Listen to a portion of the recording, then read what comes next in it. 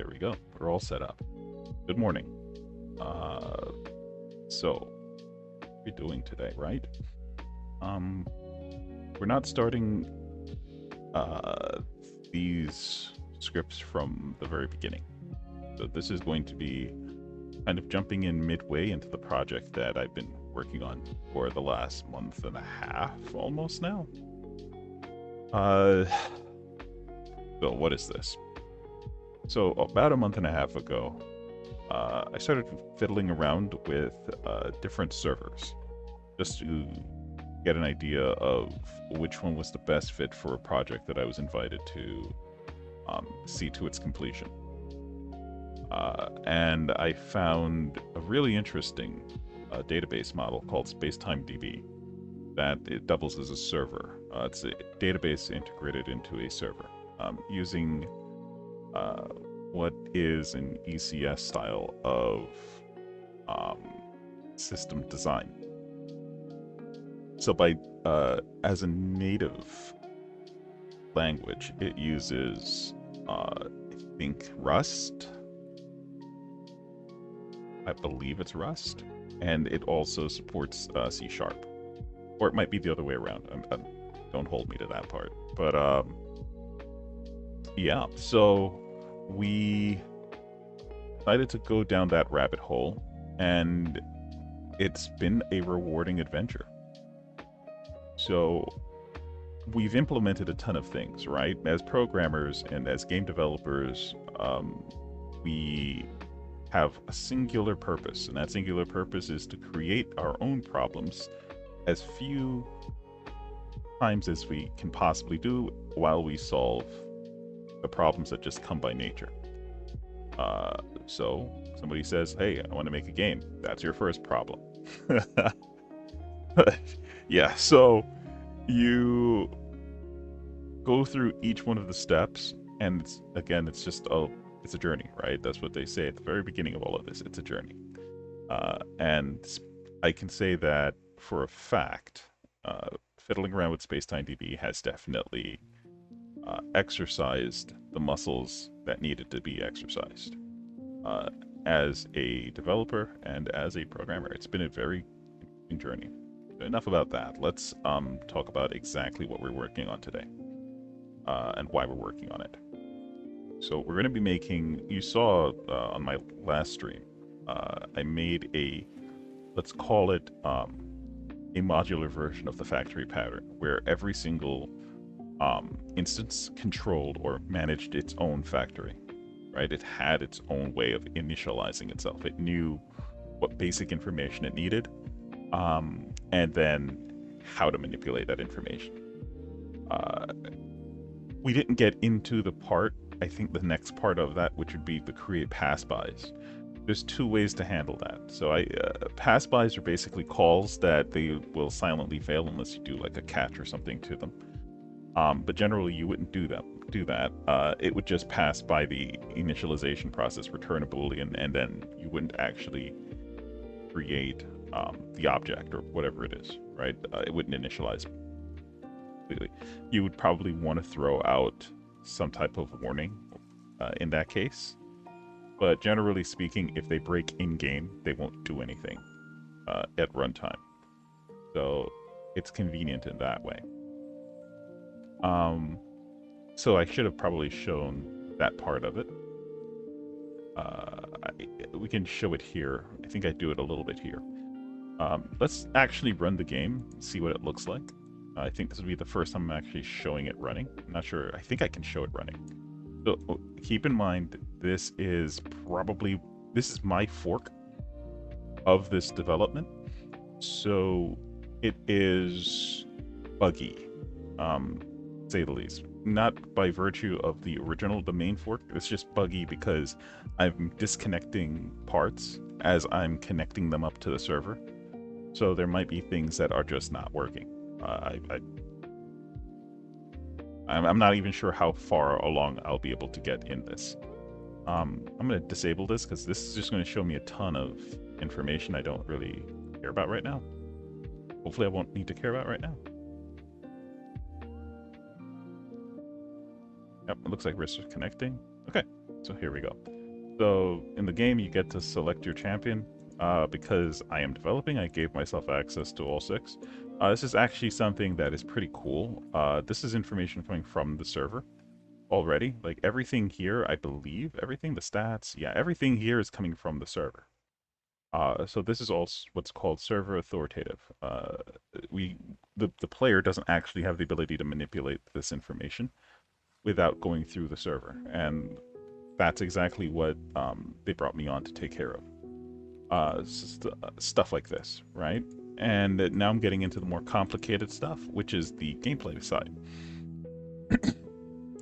Where, so normally it wouldn't be this dense to take care of. The issue is that I'm writing it as a final iteration because this is for production. So this isn't like I'll get the opportunity to goof around and test things out on my own. It's not a personal project in that way. So I have to make sure that it's right the first time. And so that's what's kind of making it take a little bit longer to get the first iteration out. But I'm assured that the code that's put out is final code, so that's nice, I guess. I'm 100% sure I could play, and it will not allow me to actually move the character, but let's see. I think this is all locked for me, unless I unlock them.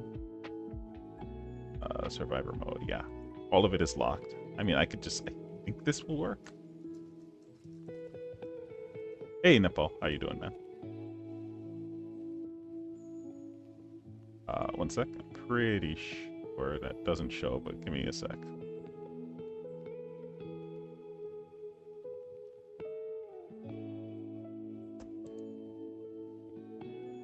Yeah, okay.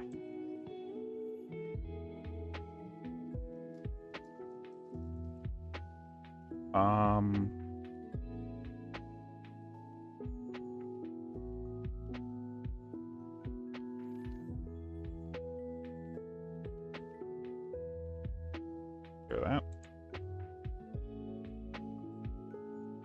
Awesome. Okay. It works perfectly fine. That was worried about something. All right. We're good. So yeah, basically, I think I can still unlock this stuff. I'm not sure where the data is for this yet. I hope it's not on the server. Is it?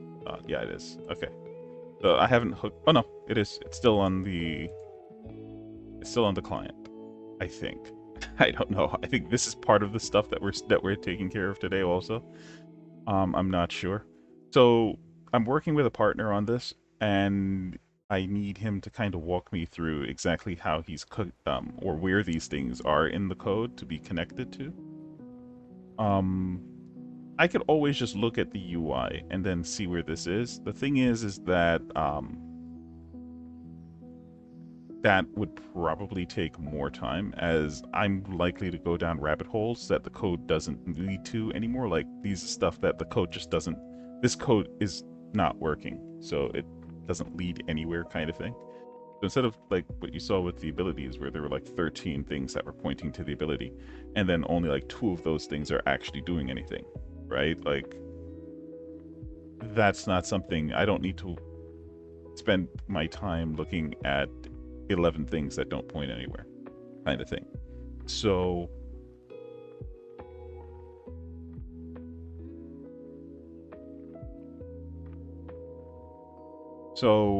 I'm 100% sure that this does not lead. It will lead me to the scene, but I can't control my character anymore. I'm pretty sure I've disconnected this. It should load the scene, right? Okay. And we can select stuff still. Oh, we got a bunch of errors. Awesome. And yeah, I can't move. I can attack. Oh no, I can move. How can I move? I shouldn't be able to. That. Oh, right. I think I'm still sending the information. So what I did was I made a kind of like preliminary connection And that's what's happening here. What's confusing is that no enemies are spawning, though. I don't recall disconnecting enemy spawns. Like I said, this is going to be buggy until I reconnect the parts that I disconnected, so... This is just weird, though. I'm going to check what's happening. Oh, there's the enemies. Oh, okay. I got you. So the character can still move. The enemies can't move. I've disconnected the enemy movement. That's what it was. Okay. Gotcha. So actually, let's talk about how do we handle information that's on the client that we want to send to the server. Let's say this was a multiplayer game, which is this very likely to end up having multiple characters and things like that, and whatever the situation is that the design team decides that they want to go with. How do we handle sending that information to the server and receiving it? Fairly simple, or at least my approach is simple. I do what's called an intention, approximation, and then the reality. So what happens, or tension simulation, and then the reality. So what's happening is the result is going to be, when I do this with the player, or when the enemies decide that they want to attack the player, what I do is I send the intention to the server. The server then simulates what is required for that enemy to accomplish what it intends to do, and then it'll push it back. And that's the entire pattern, and that pushback is still the simulation. The reality is that the enemy is then going to lerp towards the reality from where it actually is. Right? And so that's the actual reality. And then when the intention changes again, we inform the server again and the server simulates. Now, why do we do it that way? We make sure to do it that way because we want to limit the amount of bandwidth that's needed.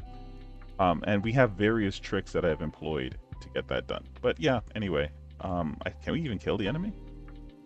Nope, we can't. They're technically just visible. Alright, fine. Okay, so you got to see a little bit. Clear? Let's get into development. Would you argue mobile games are more profitable? I sort of see that pattern. I certainly hope they're more profitable. I can't tell you if they are. That's not my job. I would certainly hope. As a solo dev, I can tell you that I've heard everything go in every direction, Nepal. I cannot tell you 100% you will make you'd be able to buy your 5th Bugatti making cell phone games. I wouldn't, I don't know.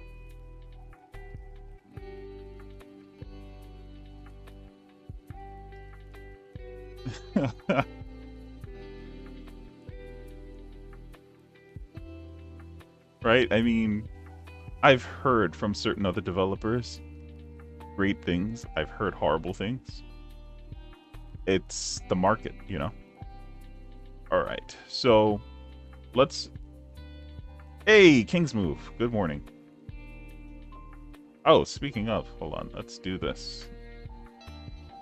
Let's make it rain. Enjoy, guys. Been a while.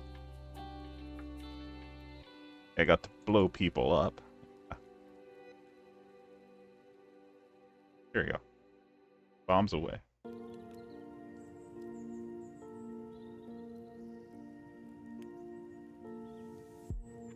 It's a bit too early for your lunch break, huh, King's Move?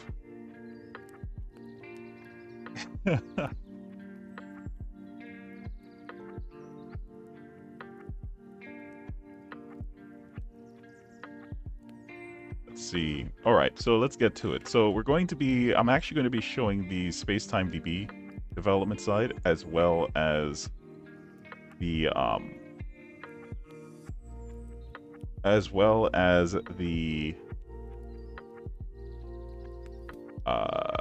Unity side of development. So just very quickly, what's Spacetime DB? So this is an ECS format. These are what are called schemas. Effectively, we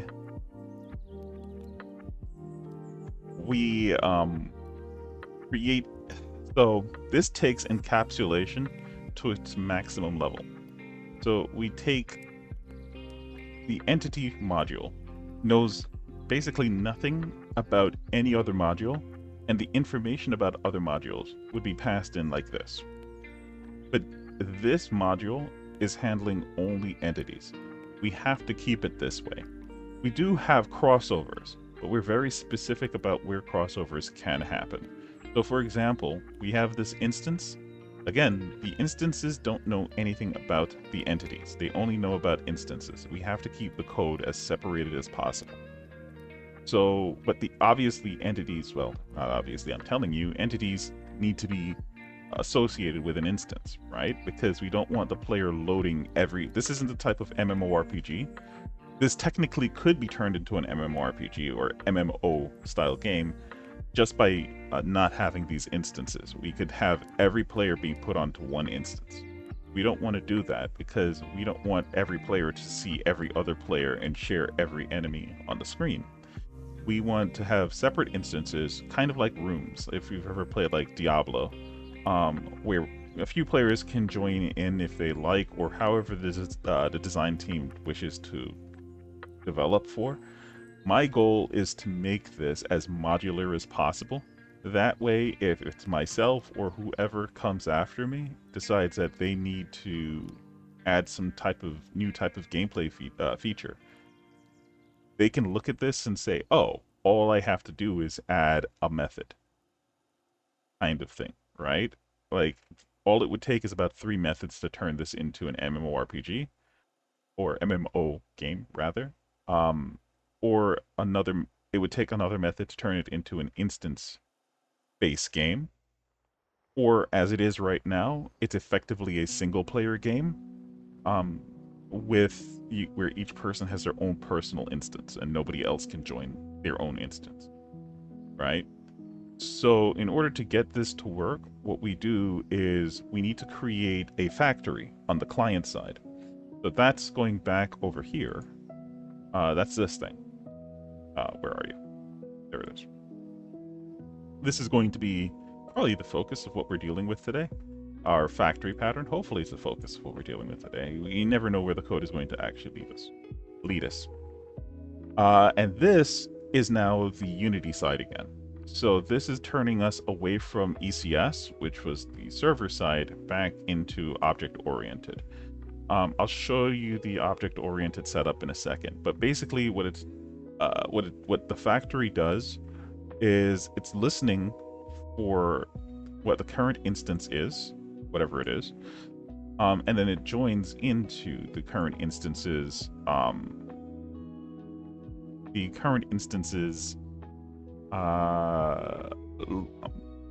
callbacks.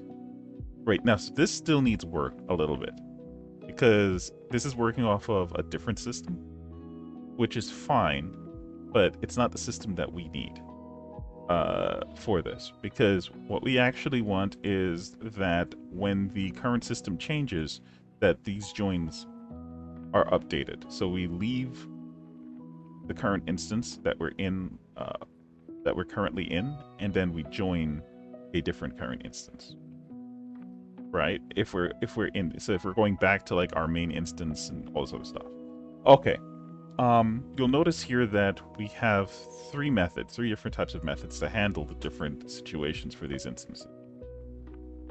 This is generally, the reason why I'm showing this is if you're interested in using SpaceTimeDB to make like an MMO or whatever it is you want to do, this is generally how SpaceTimeDB operates, where instead of using asynchronous calls back, they use callbacks, just regular callbacks like this, and you can hook into them.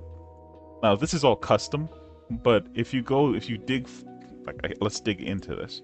So if we go back, you're going to see this here. This is my custom code. If I go, where is it? Here to my raw ref, right, which has an on insert, you're going to see this leads back to this custom class that's internally tracking its own life cycle. So it's just listening for when it should leave. So when this object gets destroyed on the server, it will destroy itself effectively. And everything else that uses it is a weak reference. So once this destroys itself at its source, everything else across the game that referred to this would be gone also.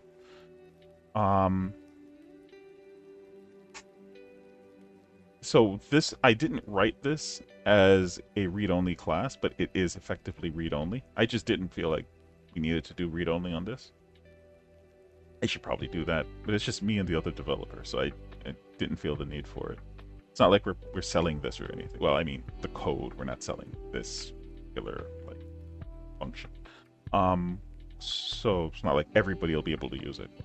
But if you make your own and you're working like in an enterprise or something like that, then yeah, you probably want to like seal the class up or something.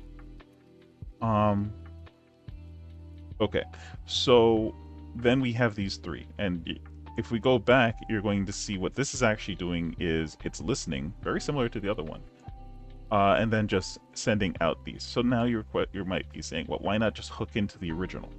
Well, that's because something quote-unquote magical is happening in order for this insert to work, right? So it's this part right here. We're choosing to do what's called, this is one of my classes. Actually, I did some really nice documentation for it. This is the docs for it. I don't expect it to be visible on YouTube. If it is, that's awesome. But I wrote this up, and effectively what this is all saying is this is basically the all-in-one place where the original space-time callbacks are located. So we're choosing to tap into the original location here, and then we join. So now there's a level of abstraction here as well, because we don't want to, so this is where it comes down to, we do not want to overload each one, because these are now the originals. These are coming from the server now. So we don't want to overload these with too many things that are listening to them. We want these to have at most 2. That way, when information comes in, it's not going through stuff. If we go down and look at what the handle account does, for example, these are the more complex ones. They're not that complex, but effectively, we just make sure that the type is the right type. We make sure that the account ID that we got matches, and then we just get the exact thing that cares about listening to this, that would have joined the listener. In other words, we make sure that only one object or one reference using an O1 lookup is the thing that we tell to insert, making this ridiculously quick. Where do we go? So now the rest of them operate kind of like this, right? This is all of the other connections. And then over here, so they're all doing effectively the same thing. We're just passing in different information into each.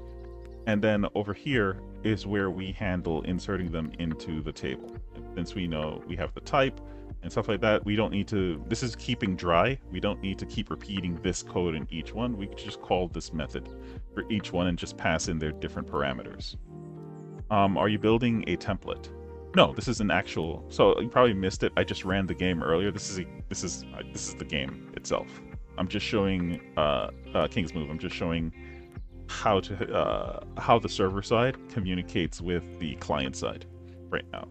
It'll make the way that the factory pattern is set up make more sense, is what I'm trying to get to. Otherwise, it'll look like information is just coming from nowhere. But this is effectively where the information is coming from the server, right? And each one of these is hooked in to handle their own issues, right? So like mail, enemies, instances, scale, rotation, position, and so on. And as we increase the amount of stuff that needs to communicate back to the client on the server, we just add more of these for each one. And this is passing through the systems that we had just set up. So over here, we key in each one of these into over here to join it. We try to find if it wants to insert, update, or delete, things like that, right? And we can choose to leave when we're ready to leave it also. Okay, that's it.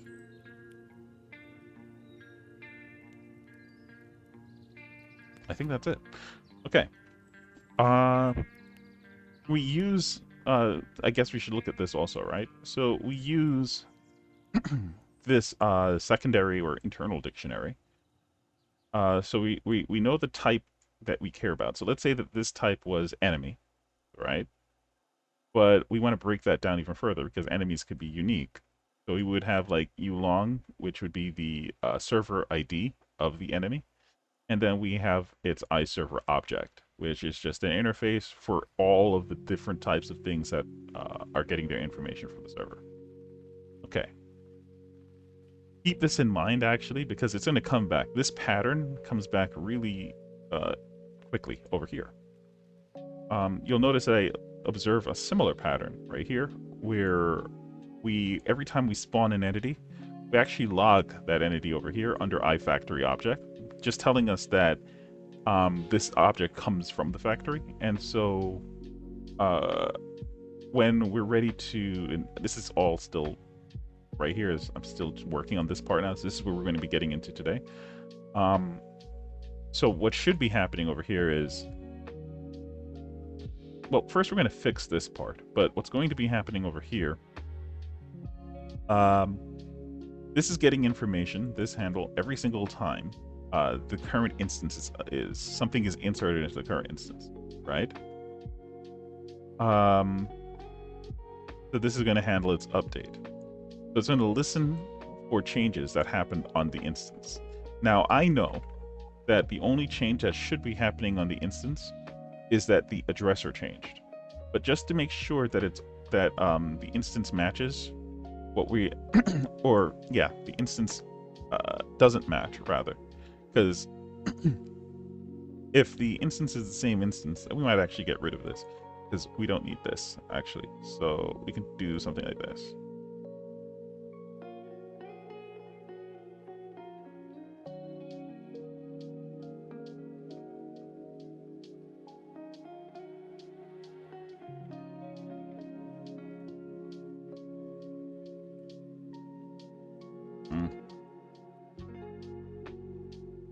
I could have sworn there was a call. Oh, it's like this. There we go. Okay.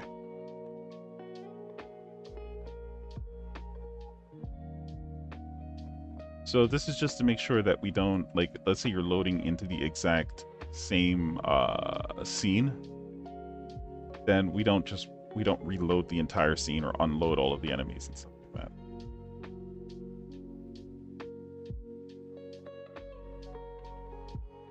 Right? This could probably be made more robust by also checking what we were checking before, which is that the instance isn't the same instance, or is the same instance, but my brain isn't working on all cylinders right now. I'm gonna do what I can do. That's what happens no matter who you are, I think, with your code bases start getting. It doesn't matter how clean it is. Once it starts getting there, it starts getting there because you have to remember a lot of stuff. But we did do some pretty strong documentation. I did not do the documentation for Spacetime Factory yet. Oh, but we're still doing it. That's why. But we did do the documentation for Mirror. Mirror is, I'm not going to get into it too deeply. I did last stream, but if you want me to, I can. So we did the documentation for Mirror over here. Effectively, and also all of its subcomponents, so like the champion roster, talent sheet, the inventory, equipment, the progression. We haven't done this because this is still a work in progress. Like, I think if I hover over it, it says, yeah, work in progress. And yeah, so we've written documentation up for this, which for me means that I shouldn't be going back to these to make any real changes. Right? They're functioning as intended. But basically what Mirror does is it just recompiles back the server information into object-oriented formats, so that way everyone who's developing this doesn't have to know ECS in order to get access to data, which means that they don't then have to go over to the server and screw things up and find out why there's a difference. So here we go. I mean, it's good to do that also because you learn by screwing things up. So it's a thing. Okay, let's get to work. So our first order of business is to fix this part. It's a little annoying. So what is this? What's the problem? Like, what's the problem that's happening here? We need to we need to listen to Spacetime Gateway, or probably when the current instance is changed. However, there's no way to tell when the current instance changes, besides listening to the entity, and when the entity says that its current instance has changed, which means we need some way of tracking the actual entity. So let's go to Spacetime Mirror. And where am I? Oh, there it is. There we go. Okay. So, and we can go down to, did I put in entities yet? I thought we did. Oh, they're in here. That's why. Go to Gateway. Okay. So Gateway is technically not supposed to handle entities.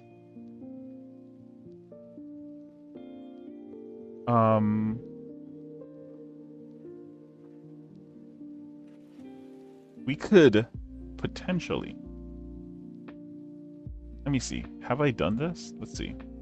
I don't know if I did this part. If I did, ask me was a legend and a god. It looks like I did.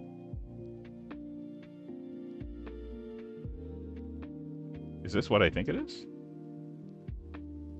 It is. I did it. Okay.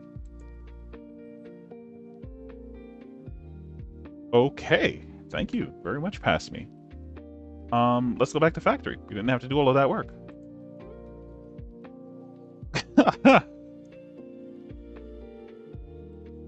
Okay. So one thing will never change, right?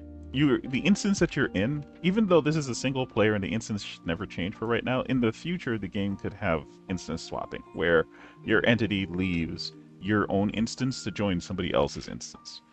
When that happens, we need to get my entity is going to be equal to space-time mirror dot find entity. Ooh, wait, did that come up? Where did that come from? Ah, okay. My entity spacetime mirror dot find entity, and we just need to do spacetime mirror dot gateway dot my instance owner.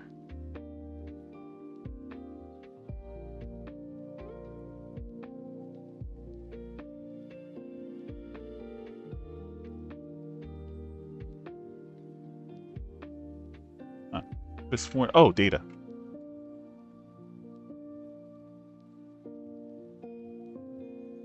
Okay, and then we can do space-time query. We need to find the entity. Find.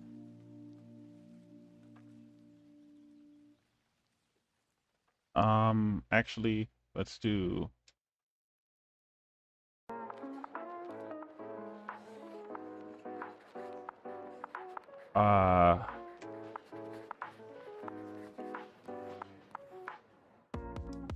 And actually, we don't need this anymore, now that I think about it.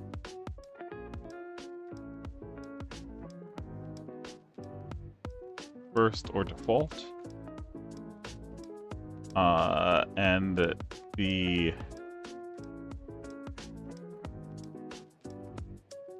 source ID.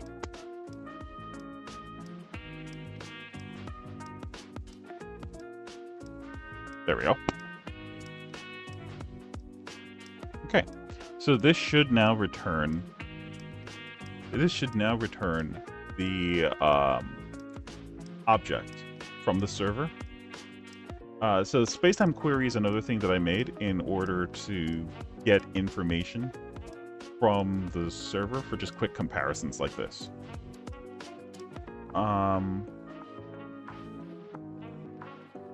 Okay. So now we just do if my entity equal to null, we just return for now. Actually, we don't do that because this won't return null. Will it? No, it won't. I forget. What does find return? I think find will return. Find. Yeah, find will return a default, so we can't use that. So I should make a helper for is null or default. I think Unity has it though.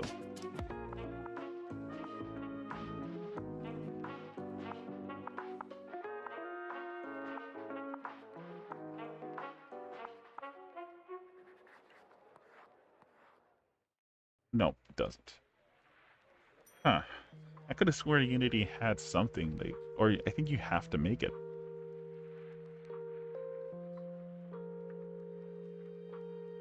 I mean, we could make this nullable.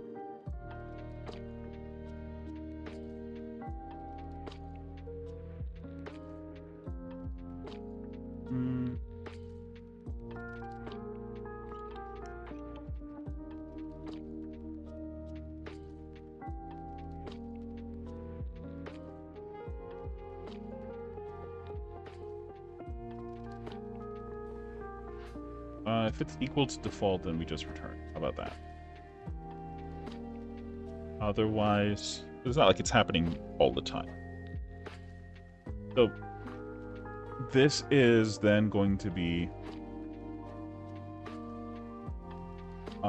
we need to listen to my entity update, join update listener, and we're going to make a handle entity updated. Right? Okay. Now we can just do private static void. And we just need to pass in our st entity,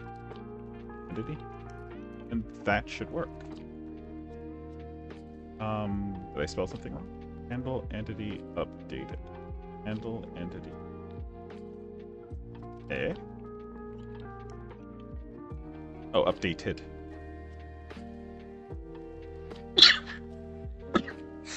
Ugh, sorry. I think it makes more sense to say, and no, updated is fine. This is after the fact.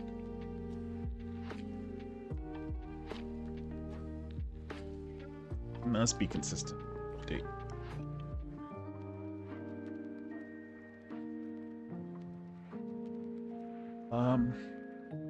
Right? And so I guess I should show where this is coming from. This is our abstract class, spacetime fragment. So the mirror that I showed at the top, this also has documentation on it. Holding it up so it can be read if it appears to be read. It basically explains what I'm about to explain. So I look at the terminology. I look at it as, I came up with this terminology. I look at it as the mirror is a reflection of what's happening on the server, but not a perfect reflection. And so we have these various fragments of the mirror that have their own twist on the information. Generally speaking, this information is within like nanoseconds of the server's information, but it's still not one-to-one, just that fraction of a second. between frames. So that's a thing. But once it is updated, it uses it lets everything else know that, hey, I changed, right? And that's what we're tapping into through these methods. This should be done. I'm gonna get rid of this. Pretty sure we're done.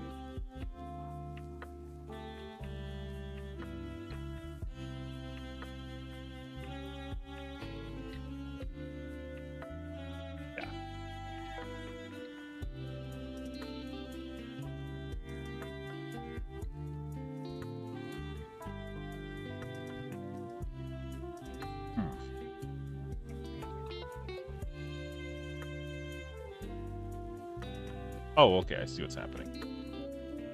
Delete listeners. Yeah, we're good. Okay. Saw something I was a little bit concerned. Thought I made a mistake and accidentally did things I shouldn't have. Alright. So now that this is here, we just need to make sure that the addresser is different here. So we're actually going to do this if last. Well, actually, we're going to do this. Call update map address. I'm going to pass in the entity. The reason why we're doing this is we might have other things that care about this down the road, so might as well just split it out early.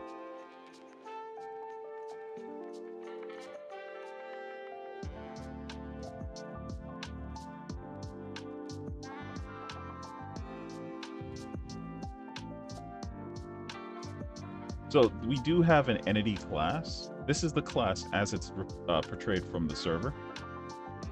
But we have the fragment of that class, which is the SD class, or spacetime class. And that is basically a leaf of the mirror, or a leaf of a primary fragment. In this case, entities belong to instances. So we could always find the instance this belongs to by tapping the entity, kind of thing. Okay.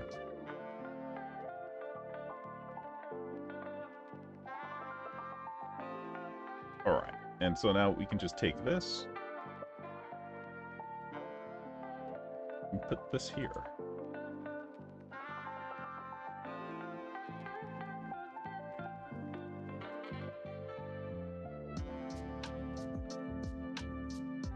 And let's make this async.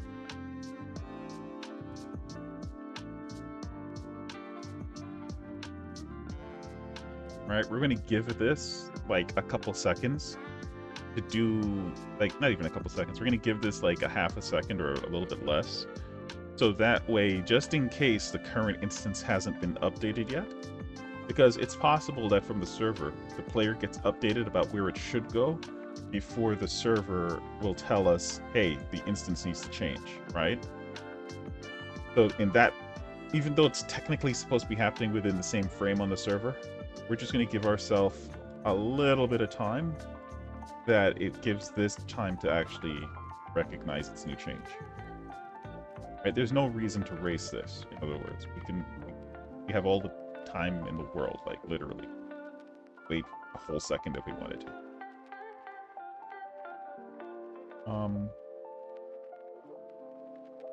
Okay, so first we want to check if the last address equal to the entity.data. ID. So this actually becomes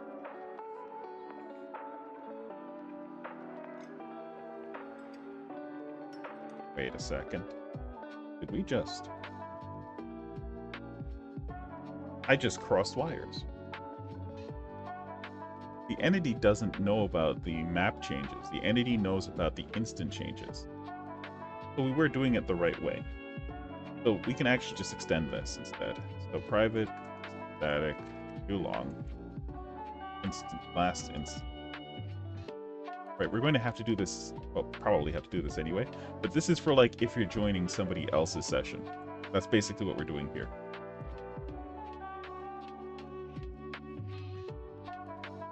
Um, so this will change what instance you're actually in.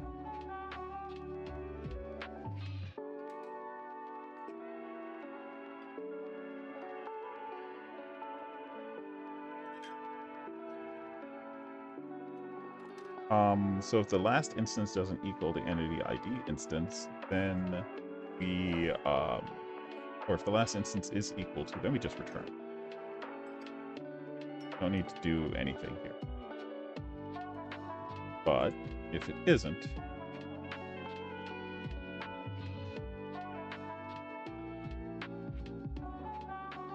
then what we need to do is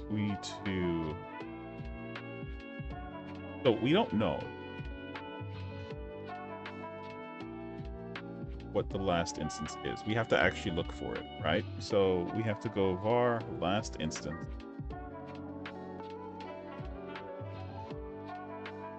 Let's change this last instance ID.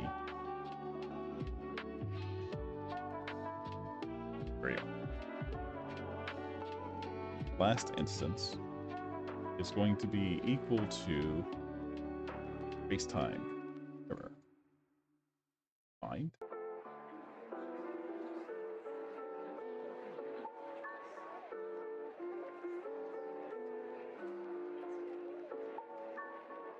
All right. And then we can do, or actually I think I have this. Might be better. If space-time mirror, try find.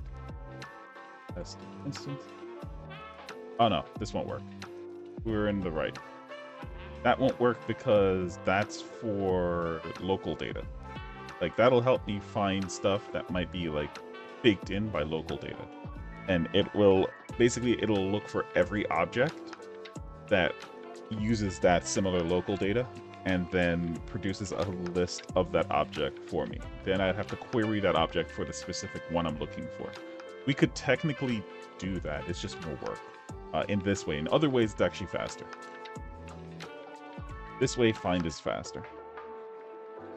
If the last instance is equal to default, then we just return. Otherwise, we do last instance, leave, update listener, handle entity. Oh, update.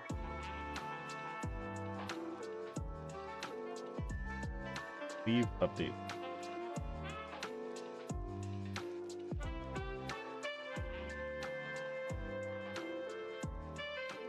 That's not right.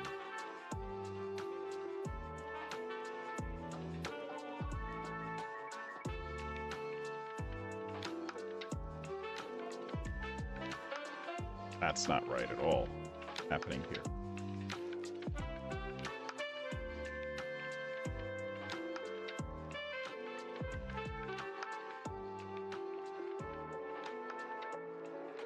That isn't right at all. Why is that saying that? Where am I? I'm on the server. There we go. Okay. All right. So let's figure out what's happening here. This is saying SD instance. Saying SD. Oh, whoops, wrong one. Instance update. There we go. Last instance.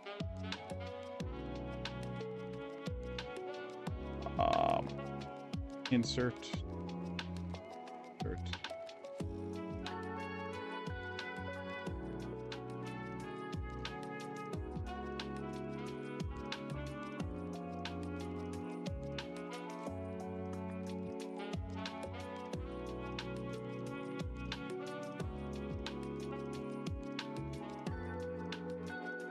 Okay, there we go. And just in case we got nothing back for some reason.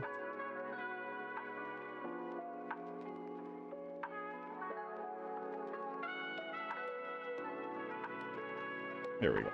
So this is part of what I mean by like a pass by. So these will just silently go through, even if there's nothing here.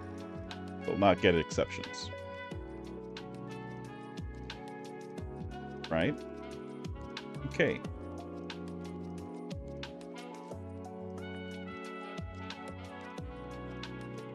So now if we know that this isn't the case, we want to do this. While or actually we could just do await the ask.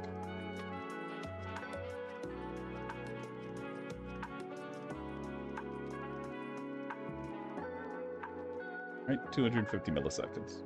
And that should be it.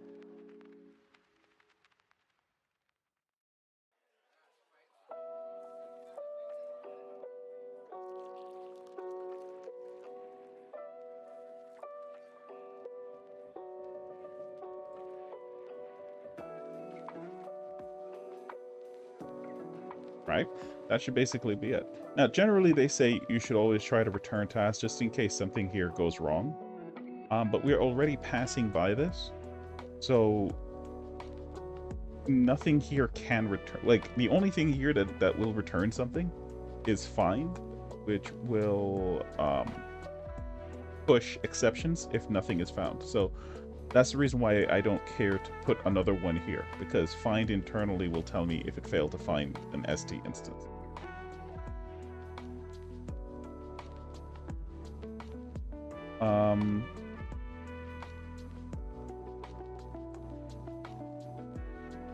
Okay, so we've actually just made our this is actually our instance change.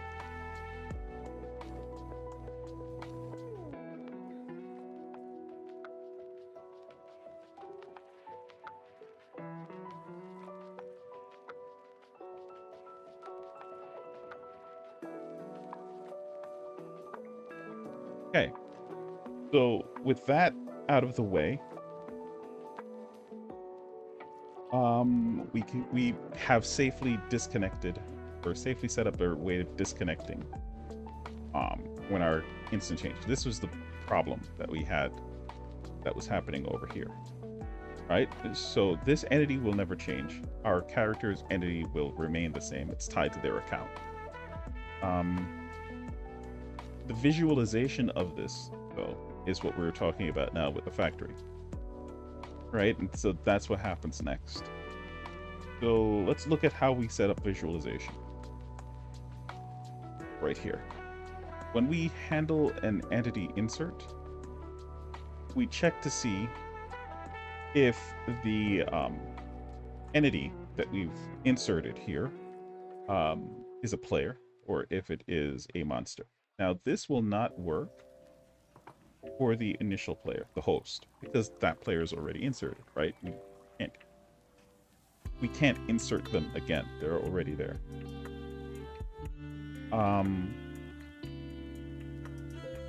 For enemies, though, this will work. But players, this won't work. So what happens with players? Well, players are updated. So what does that mean? That means that we need to put them over here. This area that we just made. So we probably want to make one, call it update.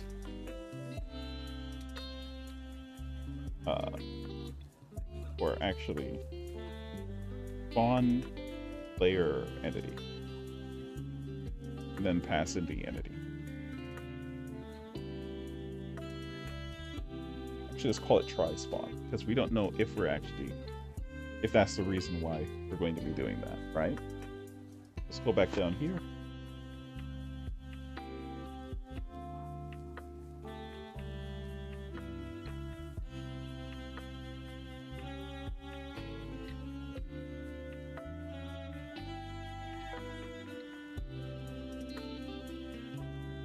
Okay, so the good news is we don't really have to do too much. We can just grab this, do that, and then grab this. Let's cut this right now. Actually, let's just copy this. And then paste it over here. Right? And we can just delete this part. This will never be a player that's being inserted into a map. All players or all players' entities already exist. So now that we have this, we just need to make sure. So we already know something was updated from here. So we can just do this, get this, copy it. We might actually just put this over here, but I'm not sure about the conditions that might be tied to each one of these that we add through. Right? So it's just best to leave them inside of each one until we know for sure that this is going to always be the case before we execute on this stuff.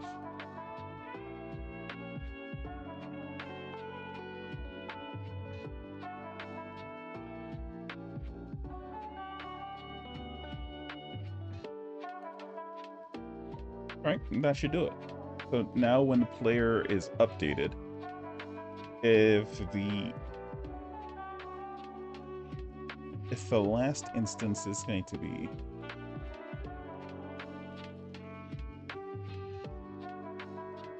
yeah, okay, we'll leave it that way.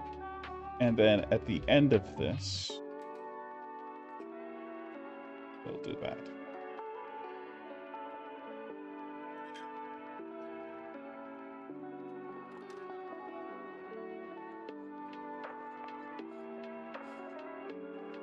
Right?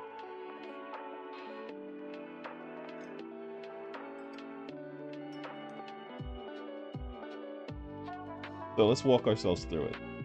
When the entity changes its instance,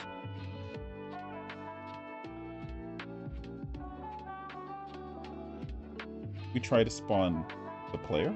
Does that make sense? I don't think that makes sense, actually.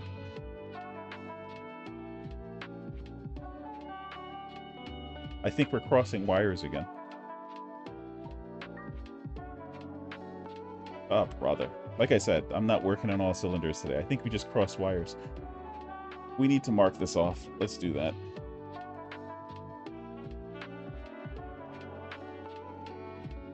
Maybe this doesn't belong in Spacetime Factory at all. What is this handling? No, it does, because we have to do this for the factory to work.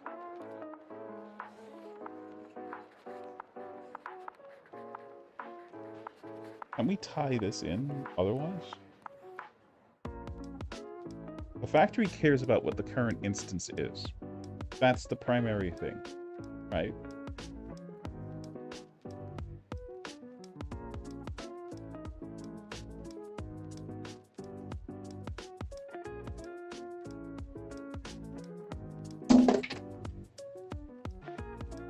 So the factory cares about what current instance is. So we have to, when the current instance changes, update the factory on, hey, we changed the current instance. Can we do that without tapping the entity? No, because the entity is what tracks what instance it's in. The instance itself doesn't know what entities are in it. Right? I mean, well, technically they do, because Spacetime Mirror does track that. So if Spacetime Mirror is already tracking what entities are where, how can we tap that? I think this is the cleanest way of handling it. Because otherwise, then we're going to be iterating through a dictionary. Or rather, actually, hold on. Yeah, this is the cleanest way. This is the most reactive way of handling it. Okay. I mean, maybe there's a better way. If somebody has a better idea, I'll implement it, see what happens. But for now, this is the way. This is the way. So the problem is just this. I cross wires. I should not have done that. This has nothing to do. So we were actually right initially. Let's just bring this back. And we don't need this method. Let's just do this real quick, just in case we do need it. I don't want to have to type that again.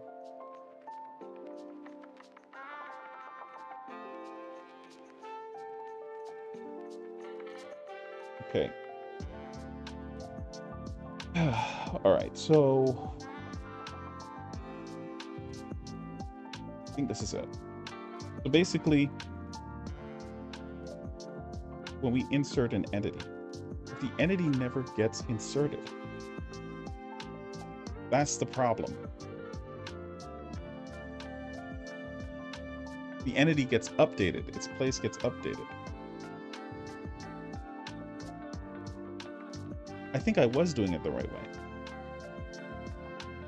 When the entity gets updated, when the players, so enemies and particle effect, well, not particle effects, but like abilities and stuff like that, they get an entity inserted for them,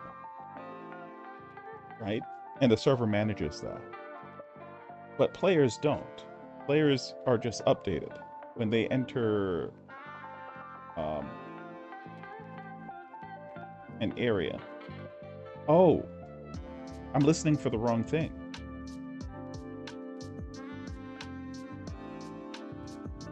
This is the right direction. What I was trying to do with this is spawn, but I think we need to do it here and handle instance update.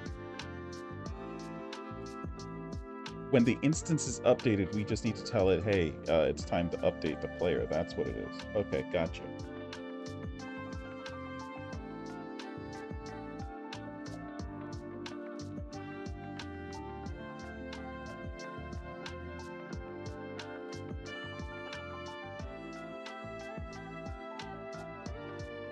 So over here, we don't need to... Oh, we already have something here. What is this? Try insert all entities. What is this doing? Oh, okay. Gotcha. Ha! We already thought about this. Wow. Okay. And I had it better before in the past. That's great. Okay.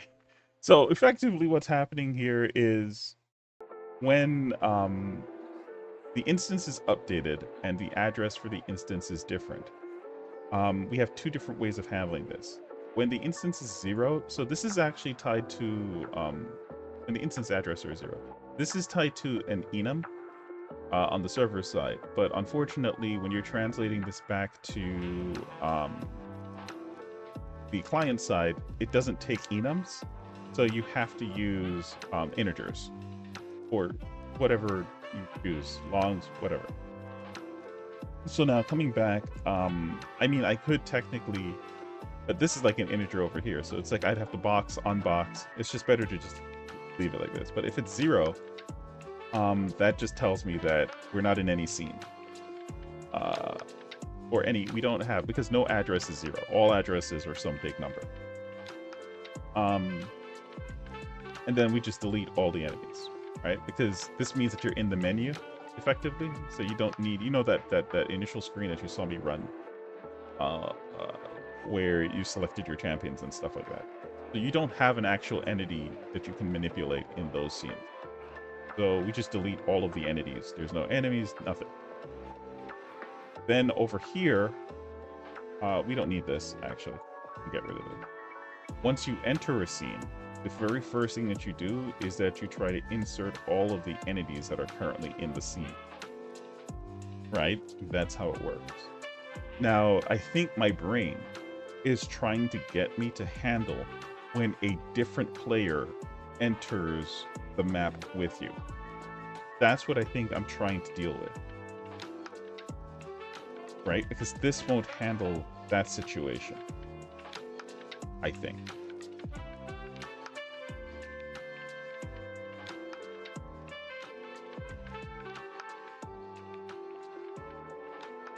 This won't handle that situation where, like, another player decides that they want to join your instance. We can just look at the server and see what it's doing, actually. And that will tell us.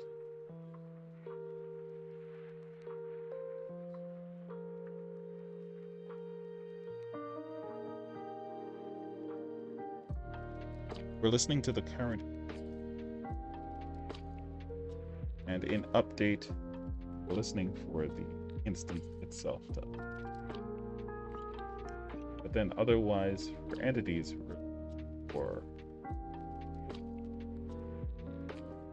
so if we decide that we want to join an instant, what happens? At the start. Okay. So where's entity? There we go. So it's not here. This is where we do create entity. We do an insert over here. This is going to ping us back. Yeah, we insert. But with the player, we don't do this. Like, we do this once at the start privately. We don't do this ever again. So the player doesn't do that. I think we have to go to world. There it is. To handle embarking. Okay, so when we embark, okay, so this is actually pretty cool to just like hit this. So I batch, these are what are called reducers, right? They're methods that communicate with the client. So they're different from these because of that reducer, right? The client has access to being able to make these calls. You'll notice that all of them, though, are collections. So it's a list of that type. This is to batch the calls. So that way, if, like, let's say we have a hot path, and we have, let's say, 1,000 calls happening across 1,000 different enemies and within a frame, instead of sending 1,000, 100,000, or 1 million different calls, we just send one call with 1 million different things in it. Which is much easier for the server to handle because it'll just push right through that versus calling this up each time. So we batch it, in other words. So looking at it from here, we do, in this case, when the player enters the instance, we do update the we do update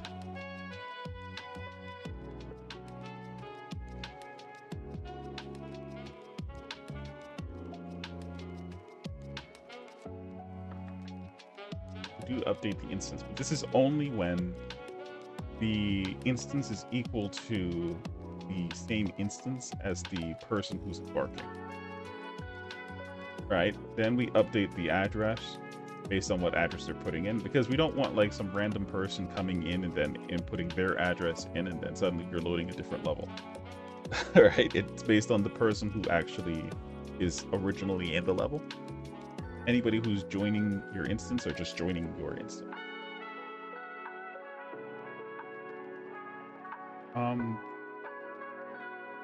You probably wouldn't need this for like a massive open world game though, but for this, the address is just the prefab or the map that's loaded. That's all.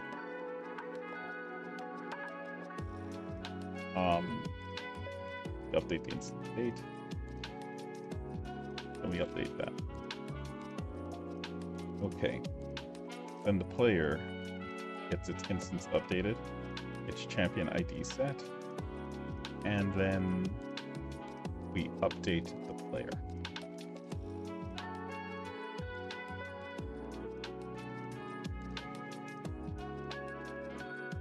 We need to think of some way to tell the instance that a new player has joined it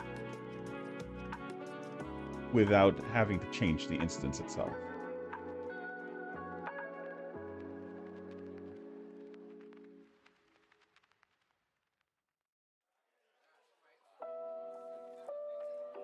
Because what's going to happen here is the player who's already in the game will not see the new player who joined. They'll be there, but they won't have been loaded. But the player who joined will see everybody. So you'll see everybody who's before you, basically.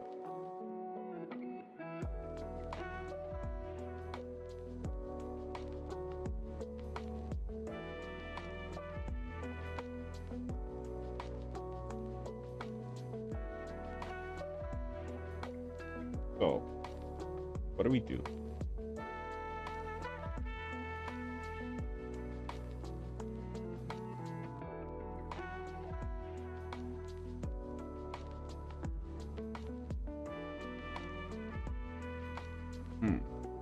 I mean, there's an obvious solution, which is to update the instance.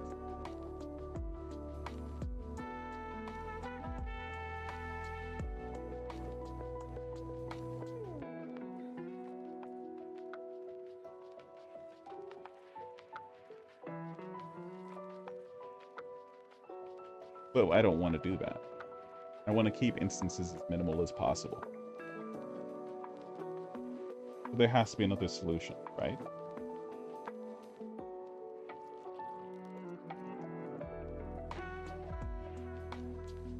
So this player that we don't know who they are just said, hey, I want to join this instance. The client player who was there, or players who were there beforehand, would have no real reason to know that someone just joined their... Oh, I got you. I got you. I got ya, buddy. FaceTime mirror. Pretty sure mirror handles this situation already. Let me just double check. Other instance. So this is using a manager bypass, and it is listening for entity insert. So are we listening for entity insert here? Yes. Okay. So then let's go back to... This is doing an update though, not an insert.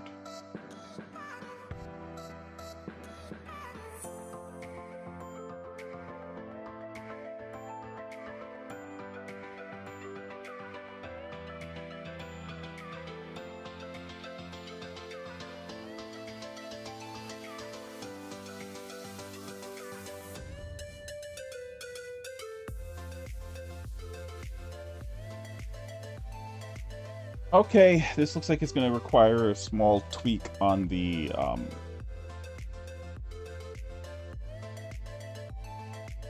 it's going to require a small tweak on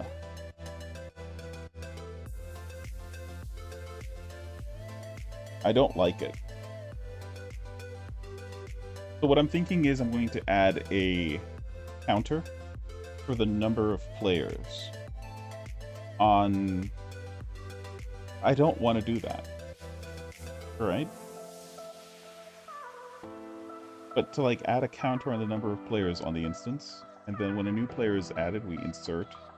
When a new player is removed, we poof, obviously, but we can use that as a flag for the client to then say, hey, let me actually check the mirror. Because otherwise, mirror isn't being told to do anything here.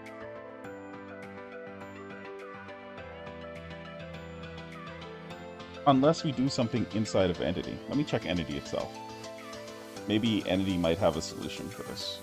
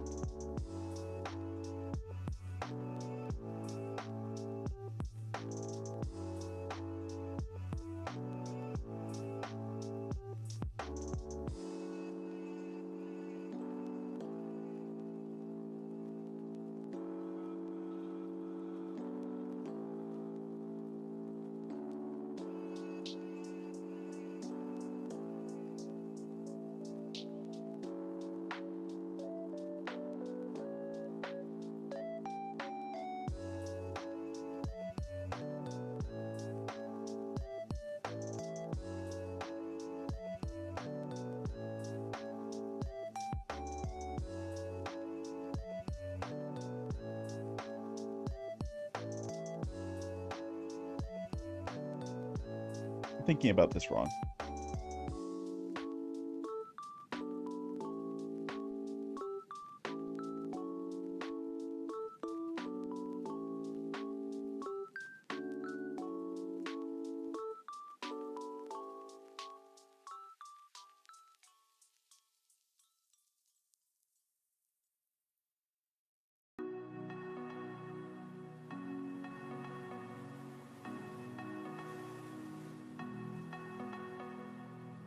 Okay, so let's run through this.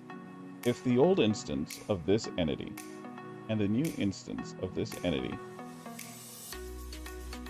don't equal the same thing, and the instance ID of this entity is going to be equal to its own instance.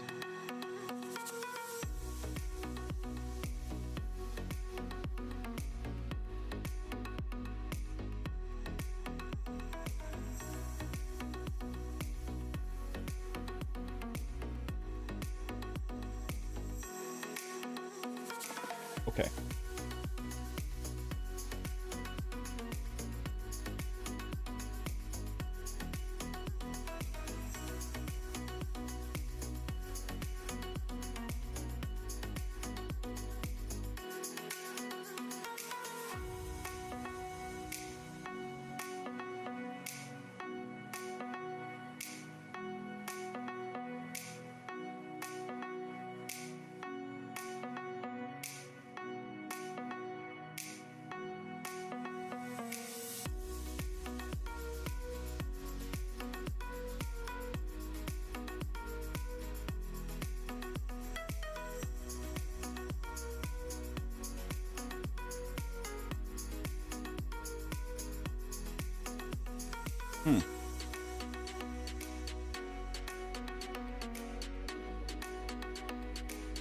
My brain is foggy as heck right now. What information? Let's start from zero principle on this. What information do we need in order for this to work properly? Because what I don't want to do is make another reducer to tell the host of the instance that a new entity joined. I don't want to do that. I'm trying to come up with a clever way of doing this without having to make a reducer about it.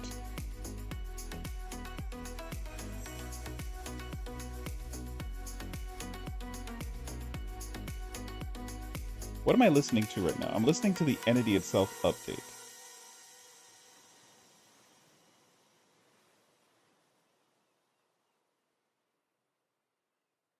But what happens? Actually, hold on. Let's take a look. Maybe there's a fundamental flaw with SD instance altogether. Because this thing is supposed to be handling the removal and adding of entities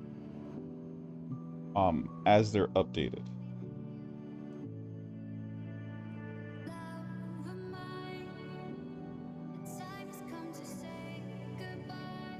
So I might have made a mistake with SD instance altogether. That might be why I'm getting stuck here. So let's walk through SD instance. So, yeah, okay. Okay, so we have our dictionary of instances by their IDs, and then we have our we should probably, I don't care. You know what? Yeah, I don't care.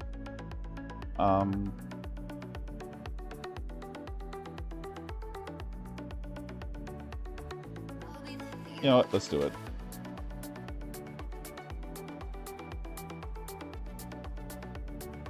There we go.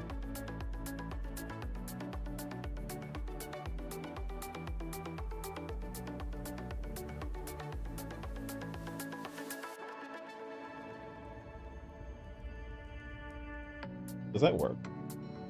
Oh, yeah, okay. Fine, we'll do it that way. Would have been nice if it worked.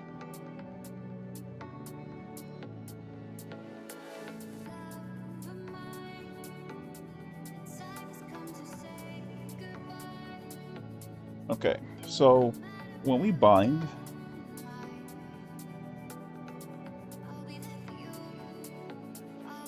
what we're looking for is the entities, right? So when we do this, we need to see how this is handling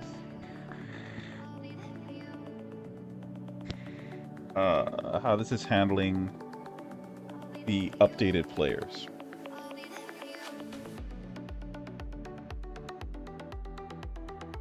So this is applicable for enemies. Enemies, particles, we've been over this. But this is the part that should be handle instance update. What is this update listener listening for? So here's the thing, I changed this after the fact. So this is broken. This used to work, but this is now broken because I changed how update listener works. Right? Update listener.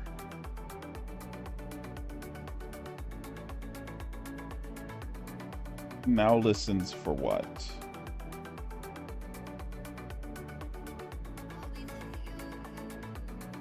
This now listens for when the instance is updated. And then it handles instance updates, where it does set client data.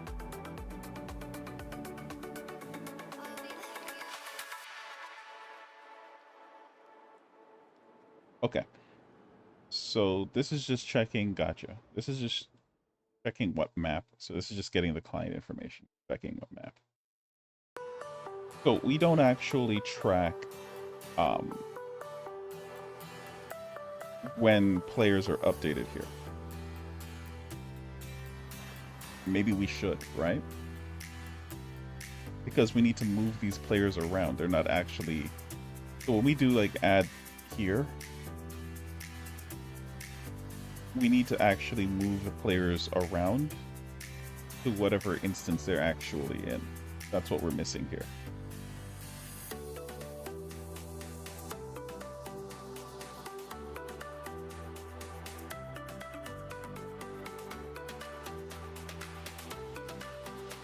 So let's do that.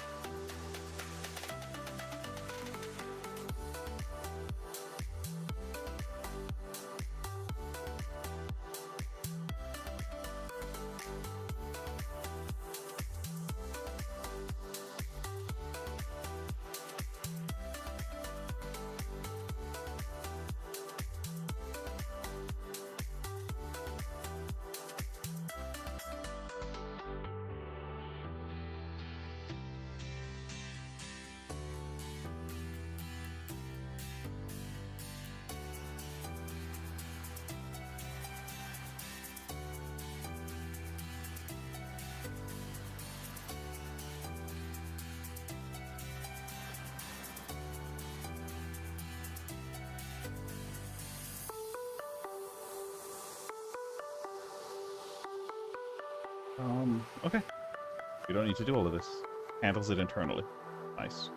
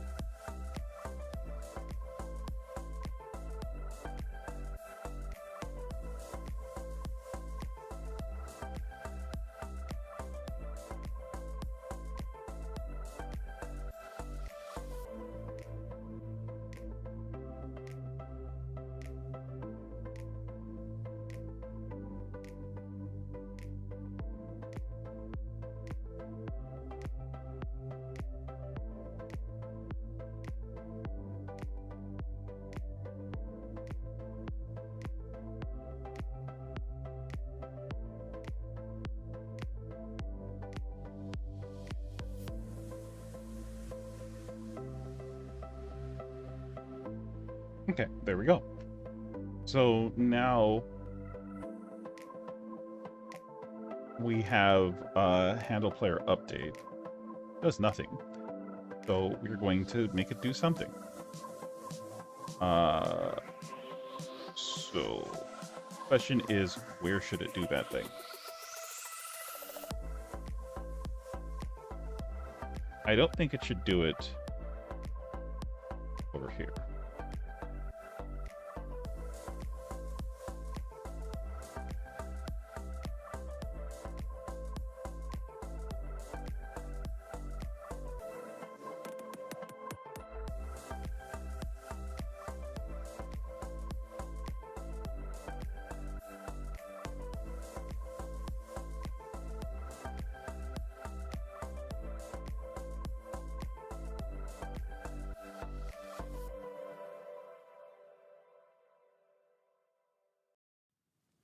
So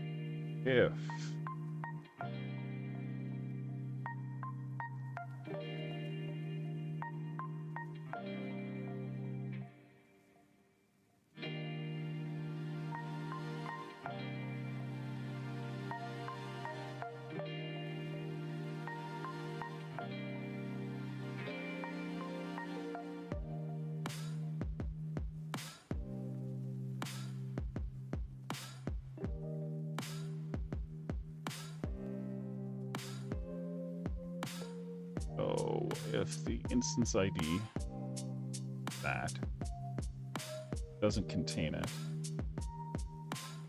then we push it to it. Or rather, actually, first we need to find out what instance it's actually in, so.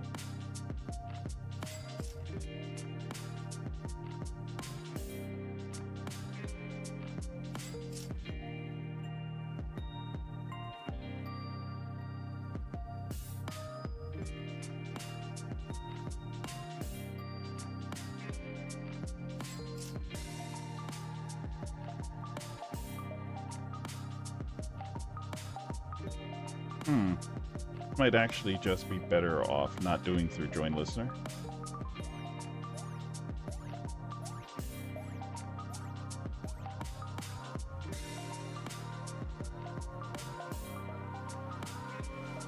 And we do it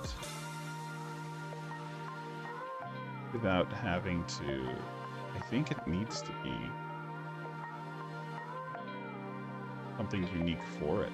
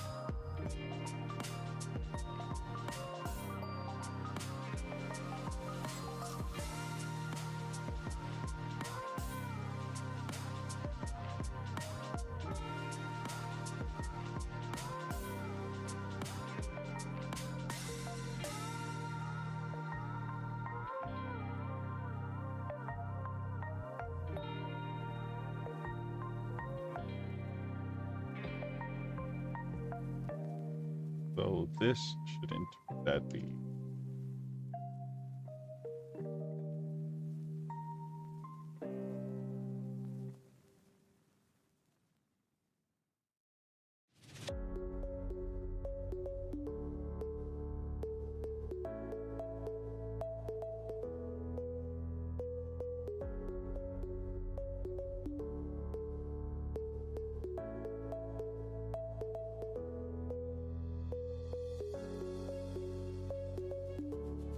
What?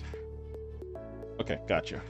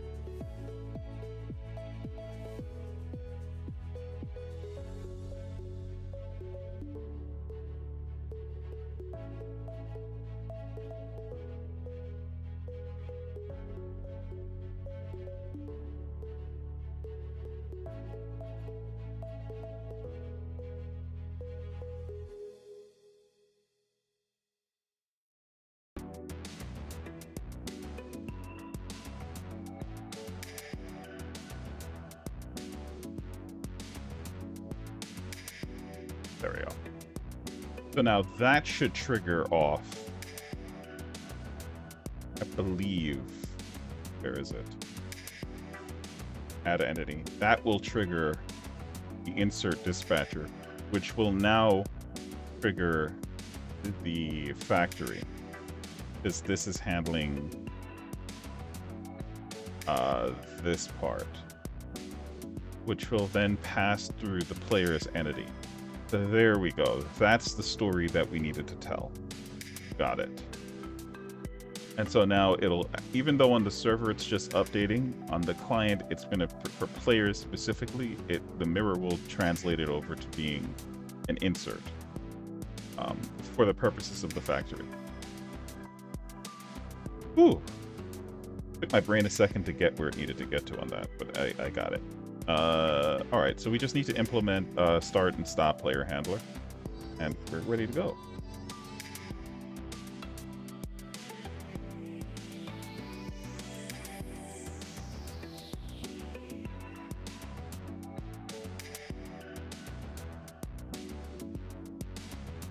So we can get rid of this.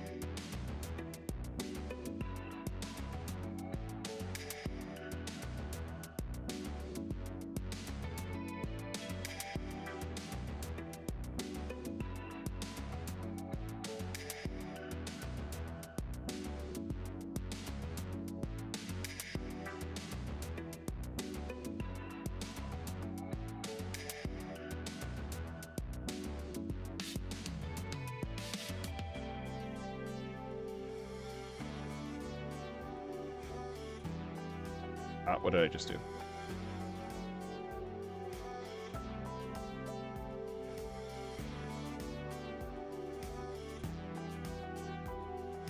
What are we, yeah, we have to do it this way. I don't think we get this, though. I think we get the action. And I don't know if this is taking in, is it taking in something? I think it's taking in, yeah. Am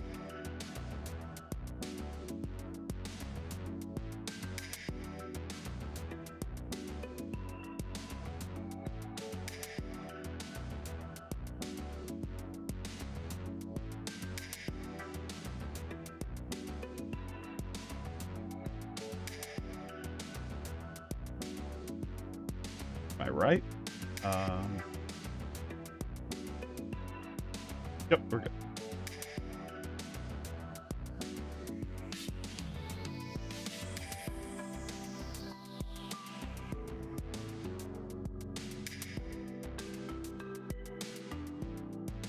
Awesome stuff.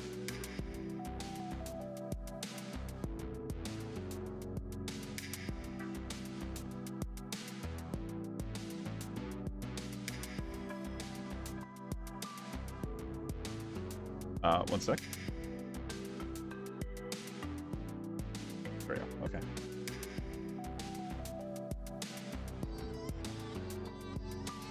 So now, whenever this is updated, the entity, this method over here, handle player update, will listen for that, and it will handle moving the player around the various things happening over here.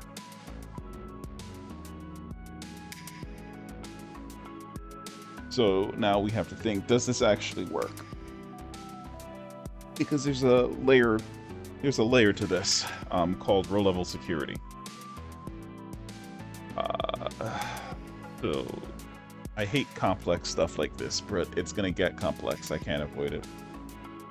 So the idea is we can't see other players. As in, through a method of row level security, we can only ever see ourselves and the things that we share an instance with. In short, um,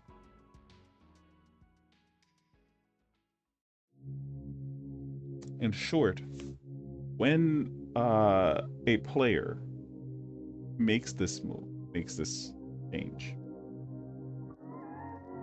technically speaking, the moment that we do the update on the server, after making the change to their instance ID on their entity, we should be able to see that entity update, which is going to fire off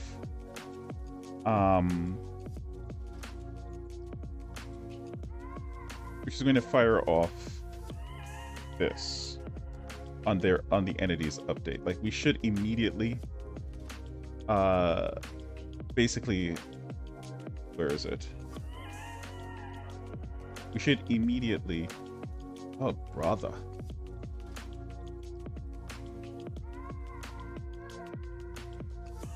We don't see their instance, which means that their instance ID doesn't exist for us. What happens? Because if they have like a personal instance, we don't see it. We only ever see like a general instance.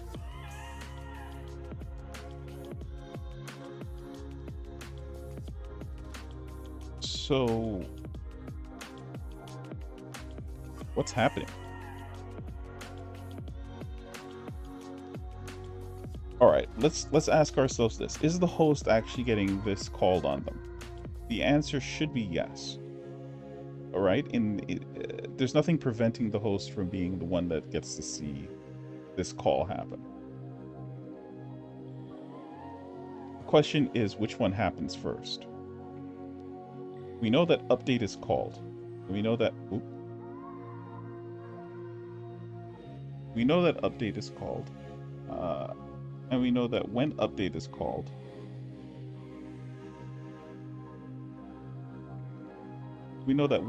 called, this should try to get the old instance ID number.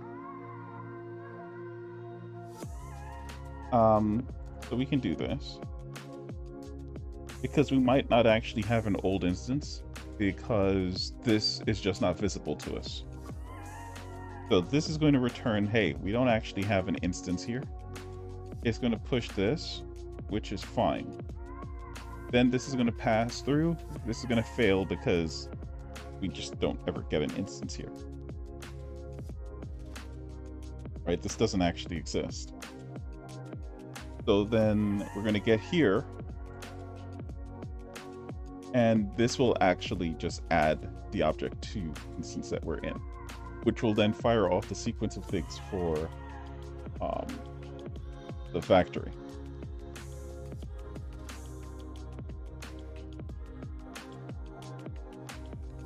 To handle. So let's go back to the factory. I don't think we need this.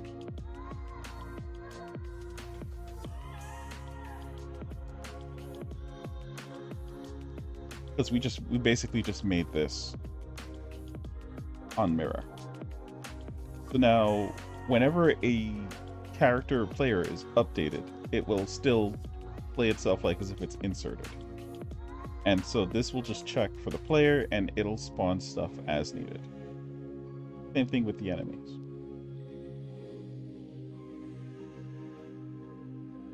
Right? So now it's a time that we have to... Oh, let's look at the logic here real quick. So whenever we go back to the main menu, we delete all of our entities. That's fine. And when we enter, we try to create, we delete all of the entities. We start from, so if you're like leaving some other instance and come in, stuff like that. Hey, Steppen, what's going on, brother? It's been a minute. You changed your name again. Let's see. So, you're over on Twitch. Cool beans. So, try insert all entities. see. So this will make us create all of the entities that we need, so it'll be ahead of us in the scene. Meanwhile, things that are already in the scene for the player will have seen that a new player has tried to insert themselves. And then we basically just... so this is our pooler. I should probably spend a moment to just show this pooler off so you guys can, like... This is a legit way of handling pooling if you're interested. This is the YouTube... Yes, it is RC. But this Stepan is also over there on Twitch enjoying his day. So, by the way, how are you, Stepan? How's streaming going and whatnot? All right, so let's see. We can't really test this, so this is where I need the other developer to step in because I don't know where this goes. The transitioning to the main menu, and unload. And sorry, we can get rid of this because we did this, and the loading of a new scene. Right, we can get rid of this because we already set this up. So we just need, and we did this already. So we just need the transition to the main menu and the loading of the new scene. Over here we initialize all of the entities.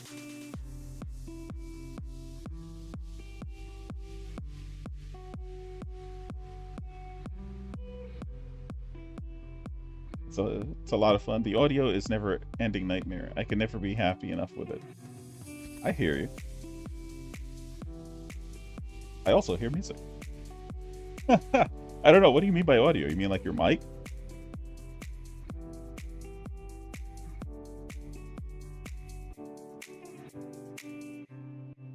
Okay, I think we're good. Let's test the game and see if we broke things.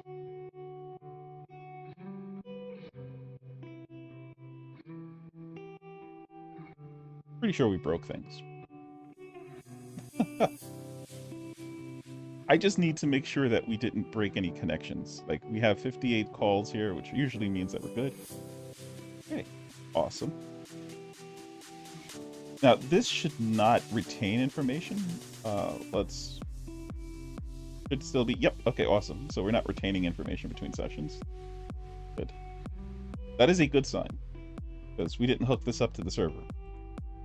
And we disconnected this from JSON, so it does not save information any longer, which is good. We can unlock still, but we are good.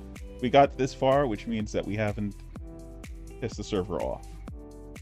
And we're getting no errors, no warnings either. These two errors are not mine. These are UI stuff. It's basically like something just wasn't set in the UI. Again, this is my fork, but this is stuff that was there from the main fork. So yeah, I just haven't touched it. So I'm not worried about these. They don't do anything. So another thing that you want to do if you ever are finding yourselves working on databases or just server stuff, besides documentation, make sure that you put logs everywhere. Everywhere. You will thank yourself down the road. When something goes wrong, I can just go through these logs and find out at what step things stop happening. Because this has to be multiplayer, and just online functionality has to... It's a layer cake of complexity.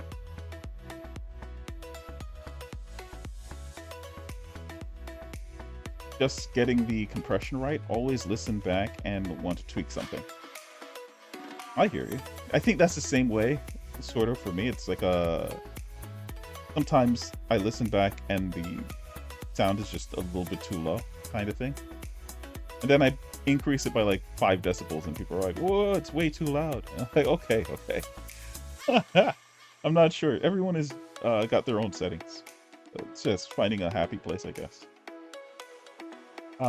Yeah, so you'll see that here I just have a ton of logs everywhere. And this is just very important, because if at any point in time something stops, it's just easy to, and then also to tag the logs with what class they're in. And for more serious areas, instead of using logs, make a warning. That way you can stack trace them back to exactly where the issue is. Logs are just good for stuff that, like, let's say something needs to complete, right? You log that it completed its movement. So this is what I mean to say is, these logs don't exist to capture when something goes wrong. They're here to capture when something goes right. And so when something goes wrong, we can find out the last time something went right and kind of narrow things down, right? And then when we find that spot where something went wrong, we can throw a log that's a warning instead in that spot. So in case it ever goes wrong again, we can get a stack trace right to it. So that's how debugging works in a more complex situation like this. All right. So it looks like I haven't broken anything. I mean, obviously controls are still broken. Let's hook in the enemy controls to the server. Or at least try to. I don't think the server is quite ready for it yet. Let's take a look. So we recreated our transform, Unity's system for where your position is on the server side. So this is just the way we handle vectors on the server. Pretty much, we created a vector struct.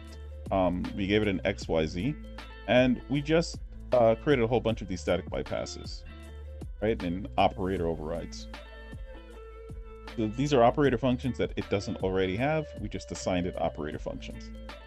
And we also gave it the ability to just be normalized or use square magnitude, just like regular vectors have in Unity, because those are useful.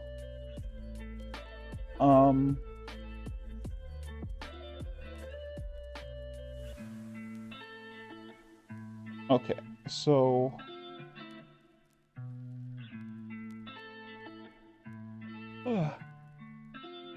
so now we have, so this part I did this because this is an optimization server side. I wanted to make sure that, because here's the thing, all of these are structs, which means that we're creating and destroying them very quickly whenever anything changes about them. So I don't want there to be a lot of depth to each struct we're creating and destroying, right? So we split the position, the rotation, and the scale up across 3 different things, because I doubt scale will be changed as often, right? So what sense does it make to then put, like, let's say we did 1 and called it transform, and then put 3 vectors and then named them position, rotation, scale. Every time we made a change to one of these, we'd have to change the entire transform, which would then update stuff that doesn't need to be updated, right? So we minimized that by just breaking them out into 3 separate structs. 1 for scale, 1 for rotation, 1 for position. When we change a vector here, we only change the position. Everything else does their own thing, right? And again, we're only dealing with the server. We're only dealing with natives. So it doesn't allow us to pass through complex types. So this is a complex type, you could say, but at the end of the day, it's still a struct, and the server seems to have no problem passing that. Okay, let's take a look at how we update. So at the very beginning of this, I said that the way that I'm handling the server communication is in 3 steps. We have the intention, we have the simulation, and then we have the reality. For now, we're actually going to be hosting the simulation on the client side. When I feel like as if this is ready for showtime, I'll bring the simulation over to this part. I think I already have something prepared for it. I think it's in my scheduler, right? Like there's something here that is, I think it's this call or something, tick entity, that will handle the simulation for us.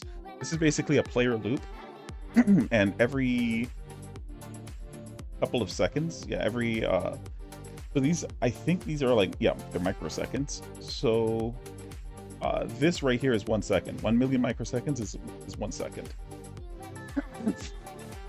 So uh, the um,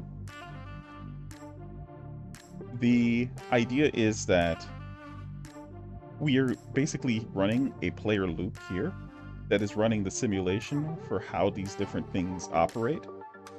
And then we present a tick. And then once that tick happens, we update, we see it right here, we call update the transforms, which if a transform was changed, we just simply make the, progress the simulation on that position or rotation or scale. Again, we don't hit all of them, we just hit the ones that changed as per the intention. So if the intention is nothing, we don't change anything, basically. Okay, let's go back to this and see what we want to pass through. This is actually going to lead us to space-time ops in a second, so you guys can get to see how we handle the batching on the client side. It's pretty cool. It's a neat little trick. Well, not trick, but technique. Okay. So it looks like all we're doing is we have a reducer here that takes update transform, and it's simply just pushing back the information that we push in. So this is more like of a testing.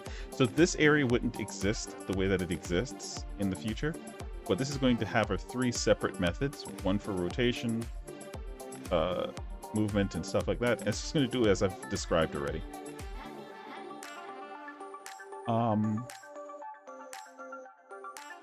Right, yeah, and you'll see here again the same batching situation I was talking about.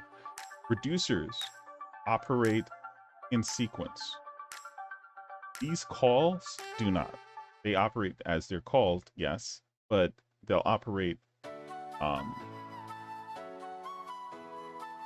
they won't stall something that's waiting in the wings for it to be handled, in other words. Right? So yeah, anyway. Let's, so all we need to do is just pass through and it's good to go. Let's go back to the enemy script, or the enemy, let's go to the enemy script. Player entity, enemy entity. So you'll see here we started implementing iFactory object, right? And what this needs is this, I think. And I believe iFactory object wants us to use setup. So setup. There we go. Let's grab this and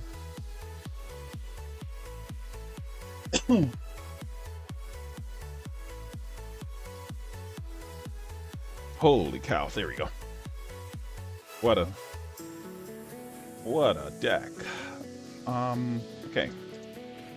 All right, just bringing it up here because it's easier since this is the area that we're dealing with. I'm going to bring it back down to where it should be in a second.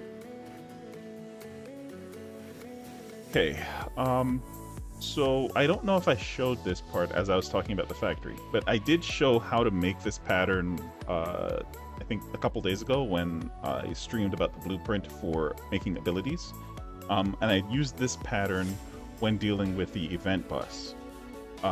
So let's look at it real quick. Pretty straightforward. It's a very small class. This one I'm being super rough with. I just don't care. Like, maybe I should care, but I'm using a string. And I'm just gonna go by that. Let's actually make this like this.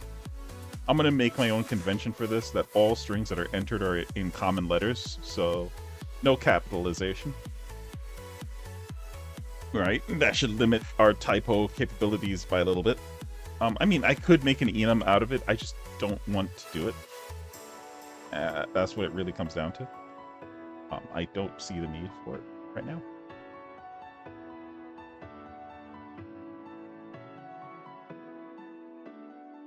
Okay.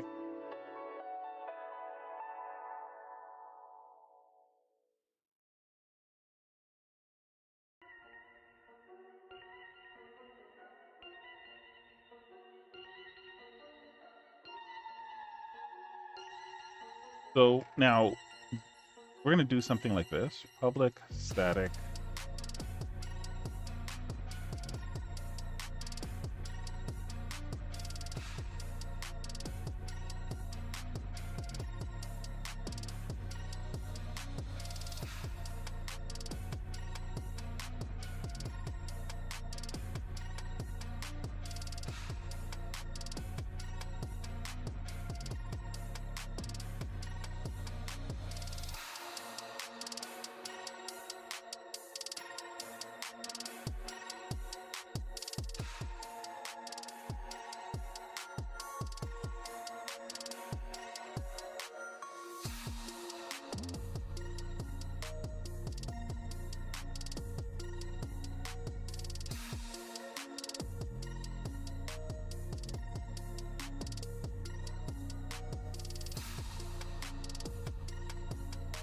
I guess we can get away with doing it like this.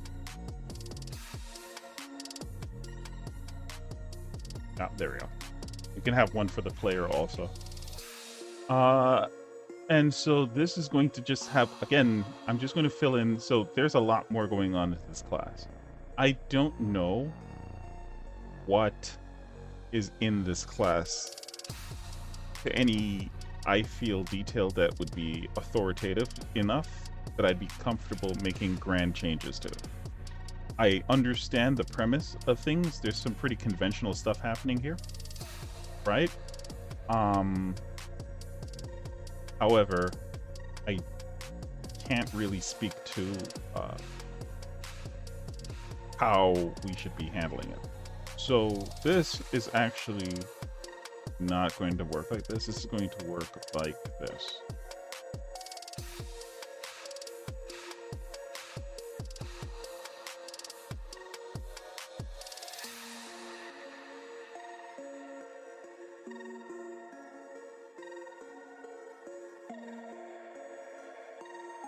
Oh, no, we should do it like this.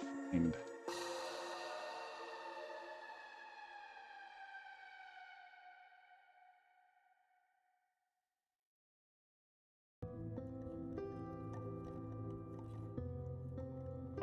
why are you complaining?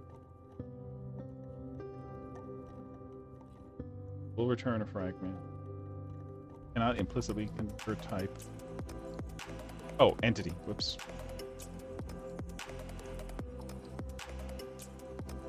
There we go.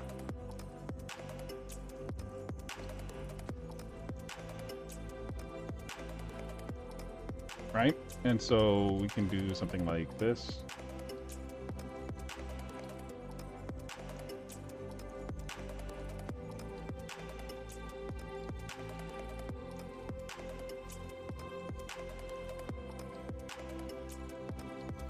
What am I missing here?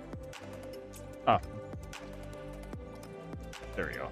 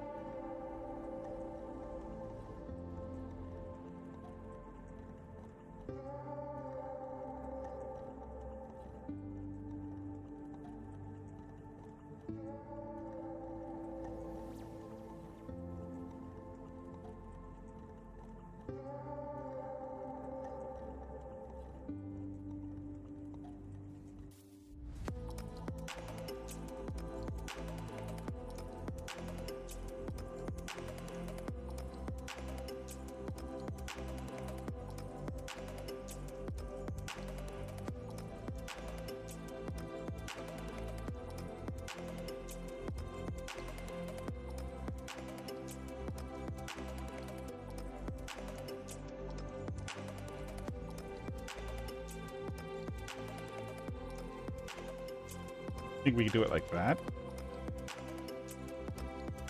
Does that work? I forgot. We can take a look at space-time fragment. See how I did it there? If I did it that way.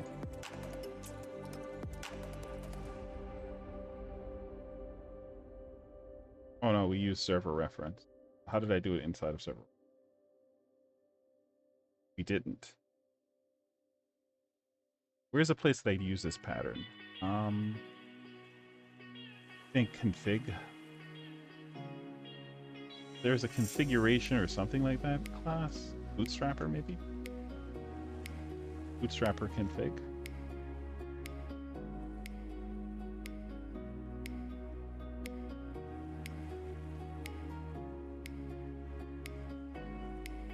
Ah, shiza. I did it through... I gotcha. I'm trying to do it in line. I don't want to make 2 lines out of this. So I'm just like looking to see.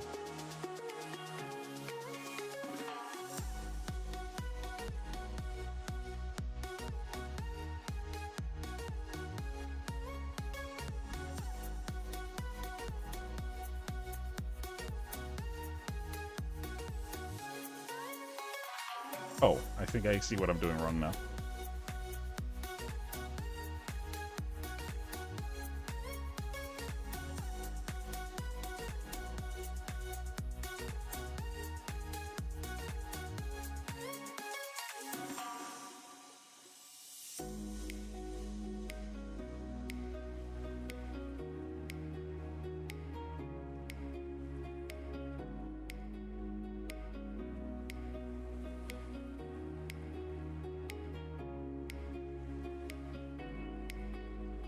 For now, we'll do it like that, I guess.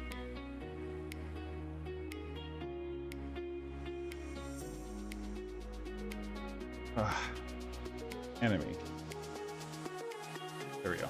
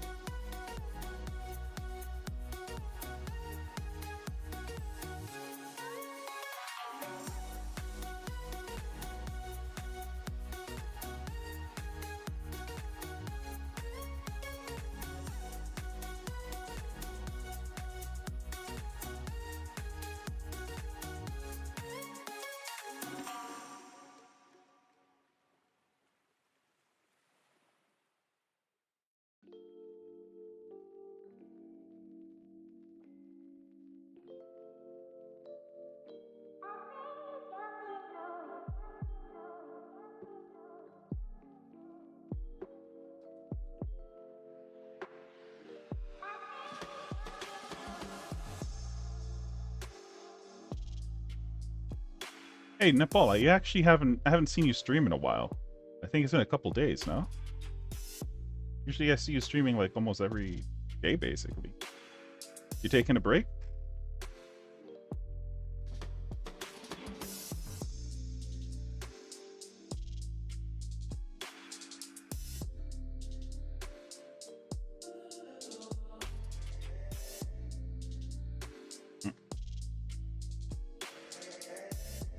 Ah, okay, gotcha.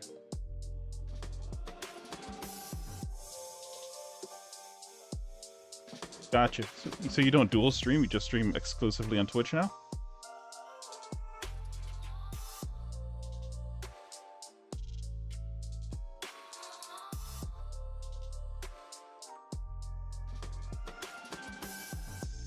Fair.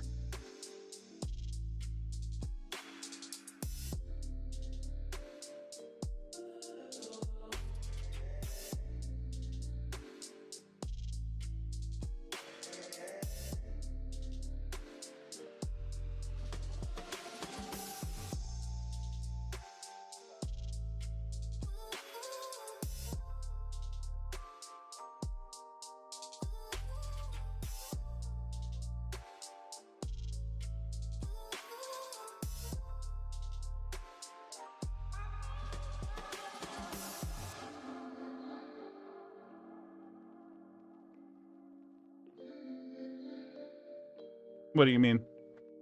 Oh, you mean like, I got you.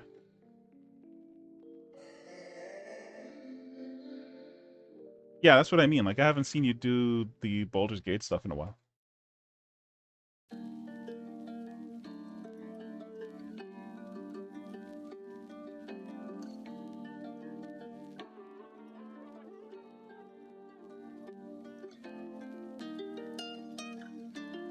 I wonder why. Weird. I mean, you know, it is what it is. It's good.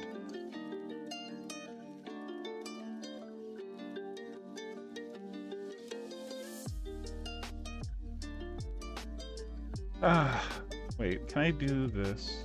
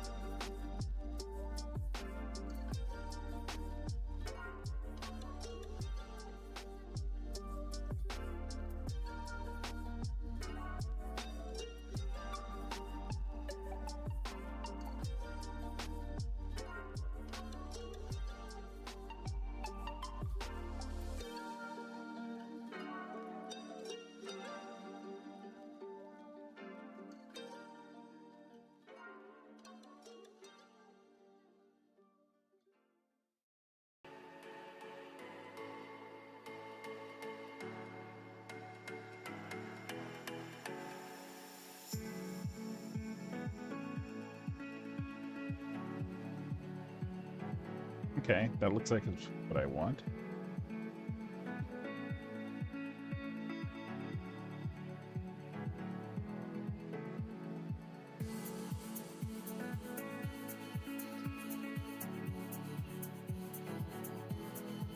The heck, I shouldn't need to do that. Get target.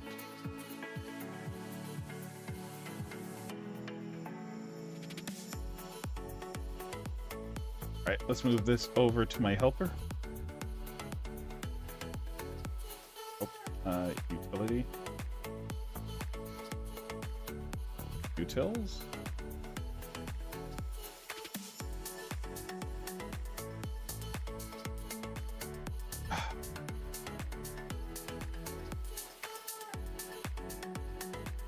There we go.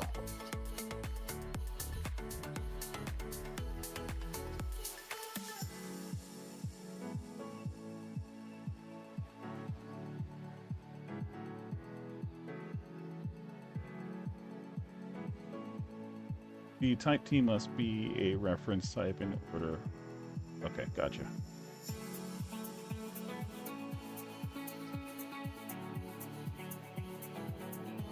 All right, that should do it.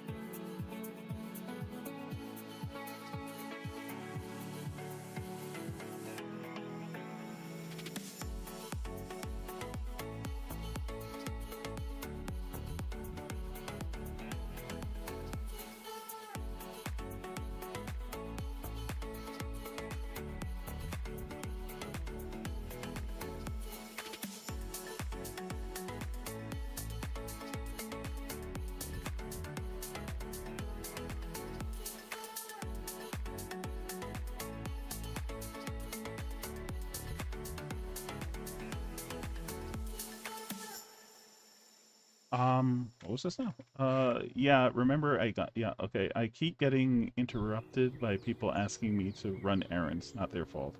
By the way, Elon needs to speed up the robo-taxi production. I'm a big proponent for driverless cars. Yeah, I'd love to see you on here more. I'd enjoy your convos. Um, I mean, technology is going to do what technology is going to do. I just know that there's a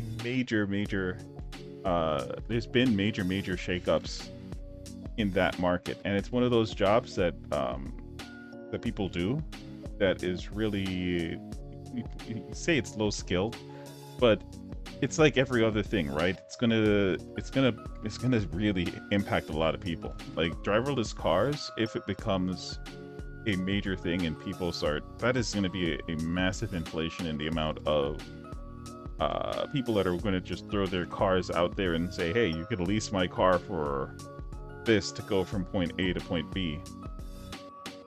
So that's going to blow up. I think the rental market is going to blow up for sure. Livery drivers and cab drivers, maybe not so much limousines though. I mean, unless they just straight up just get rid of the driver for a limousine also. That would be crazy. But that's a heavy hit for a lot of people, especially like people who just come to like the workforce or are hustling. Driving is usually the place to go to because the money there is actually stable enough to kind of do what you need to do and then move up and move out and things like that. So it's just one of those level areas where I guess tech is gonna say, hey, we've got an answer for that, like it or not. That's basically where I think it's gonna go.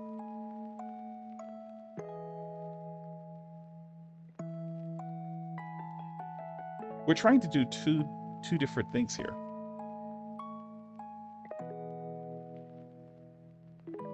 Right?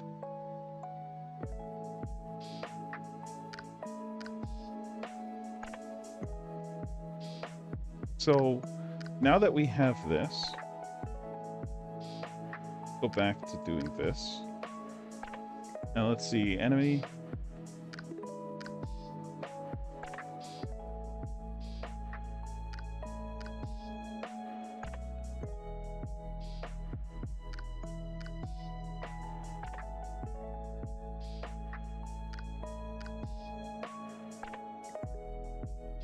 Yeah, we can't do it.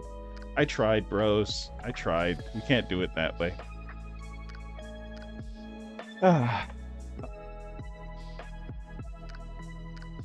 We have to make an actual method for it. I was trying to do it in one line, but it's not going to happen.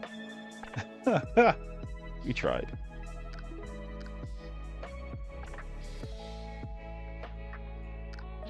What happened to No Man's Sky, dude? You're not interested in that right now, or what's up?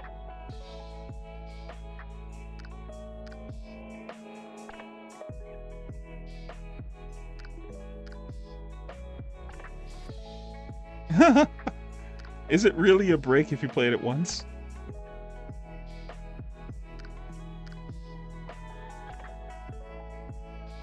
Oh, I see. From the genre itself. Okay.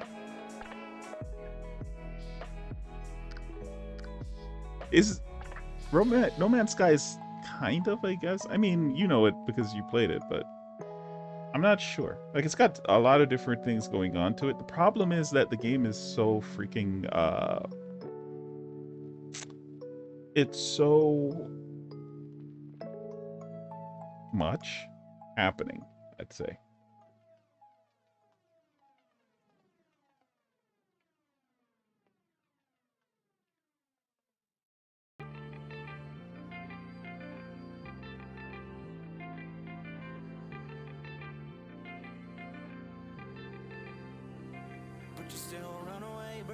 Save the day, restart, be the way so dark. Can't you see what's going on? You just lie so long, can't deny you're wrong. Feeling I all gone, I just wanna go alone. I'm just trying to prove that I'm the best. I don't do it for the money, for the cause, or for the chest. I got way too many people trying to put me through the test. I'm just feeling really good about myself without the rest. What you saying, what you saying, what you feeling? Coming back home slowly. What you saying, what you saying, what you feeling? So baby, let me know how I lost control.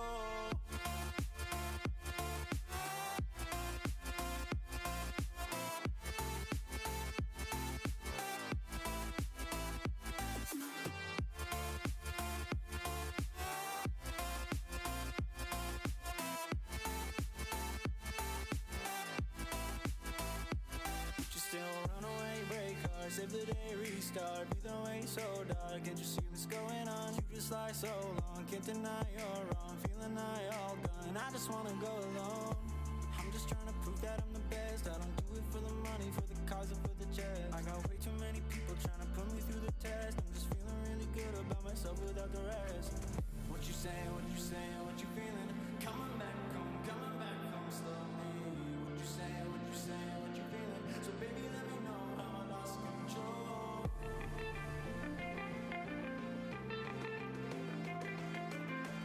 you saying, what you saying, what you feeling? Coming back home slowly.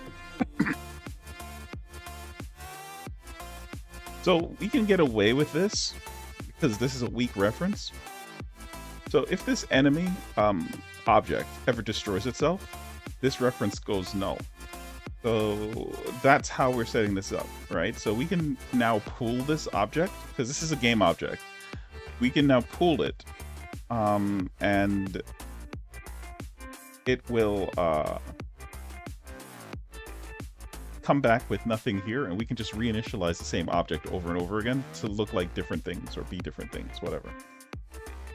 Make sense?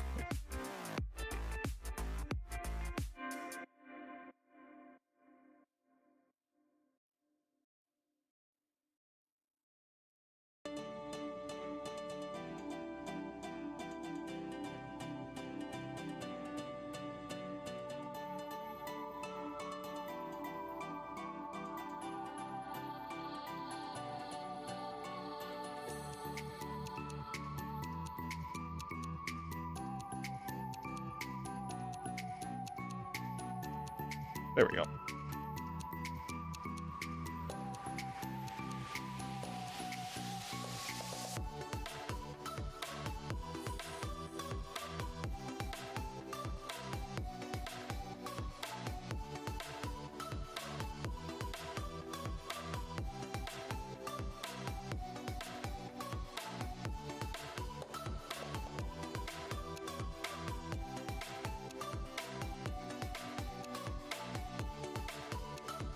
Okay, so now we just need to make sure that we generate this. This is going to be one of those things that I take care of later, I think.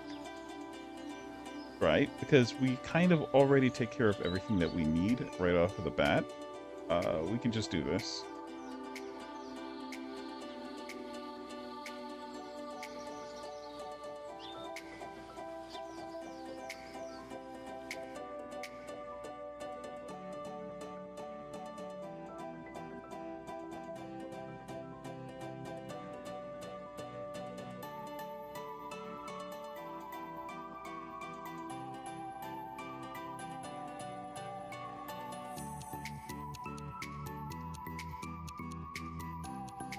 Oh, it's one of those. Okay, fun.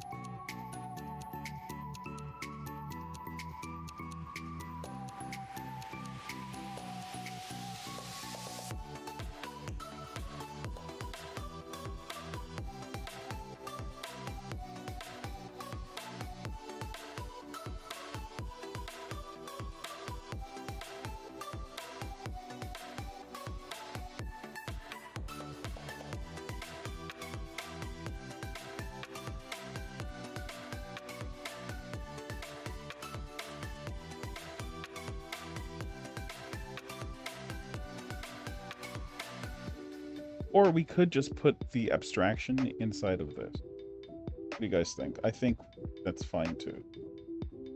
Right, we get rid of this altogether. Problem is the rest of this won't work.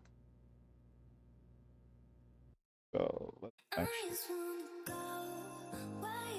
I don't feel like retyping all of this, that's all. Well, no, we have to retype it anyway. Okay. Yeah, we're gone. This is... Wait. Yeah, no, this is the right way. Instead of doing that, though, we'll just do this.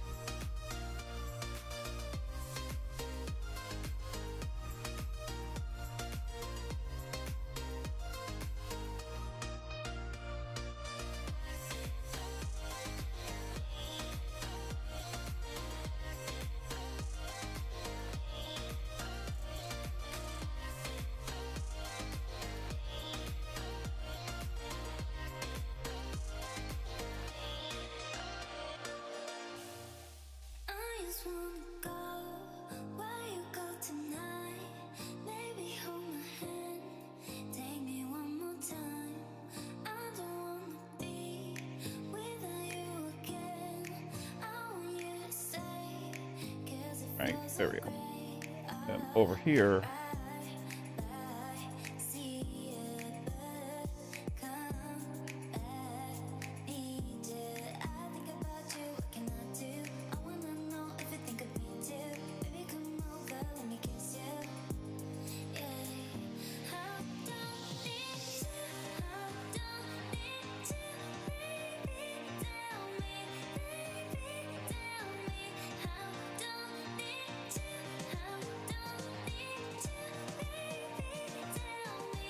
a non-ref returning property or indexer may not be used as an out.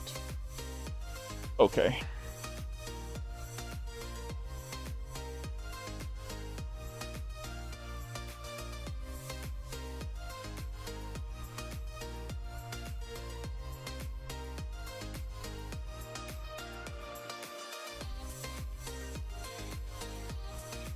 There we go. So now over here, we just need to change all of these.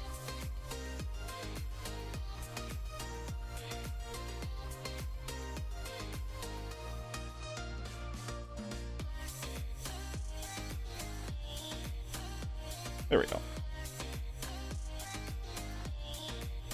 Now what are you? Oh, right. There we go. Beautiful. Awesome stuff. Okay, I think we're good here.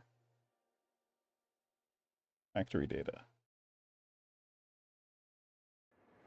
You used to tell me that we were pieces of each other. I could never be anything without you, love. I really hate to see how quick it seems you're breaking down, but I'm fine. Yeah. Okay, I think this is good. So now the enemies should be able to communicate through this. So this is just going to set up all of the enemies, like the attack range, attack delay, move speed, blah, blah, blah. All of that is coming from the server now, right?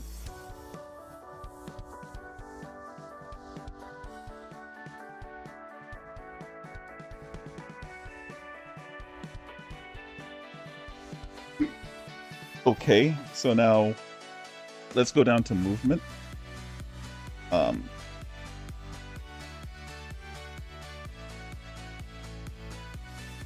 Oh, we disabled their ability to take damage also. Let's see what happens. We turn it back on. Ah.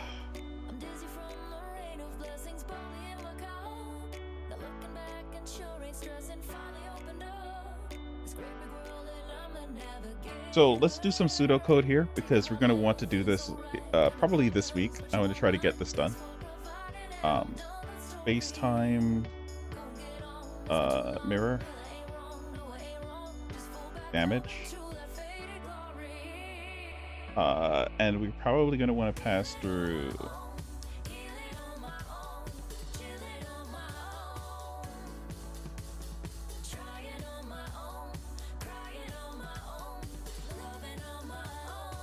or actually this shouldn't be take damage.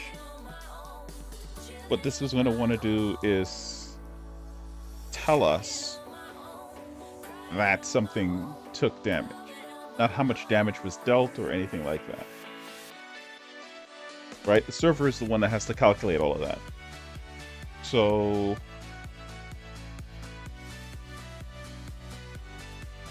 how do we handle that? We need to handle intention. I have to keep reminding myself we're handling intention.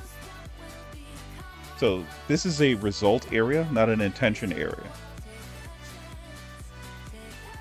But this is what I mean. Like, there's 35 references to this. I don't know which ones are the ones I need to actually target, but there's 35 different places that are sending take damage. So these are places with the intention of sending damage.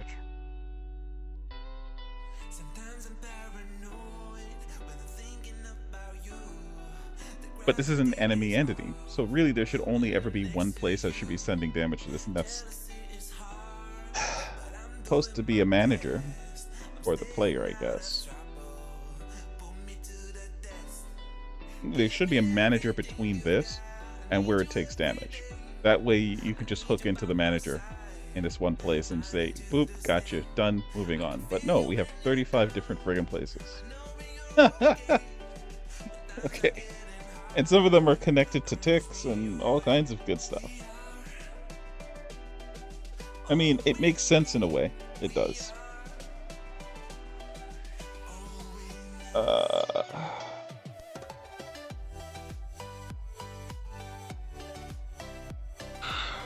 Okay. Wow.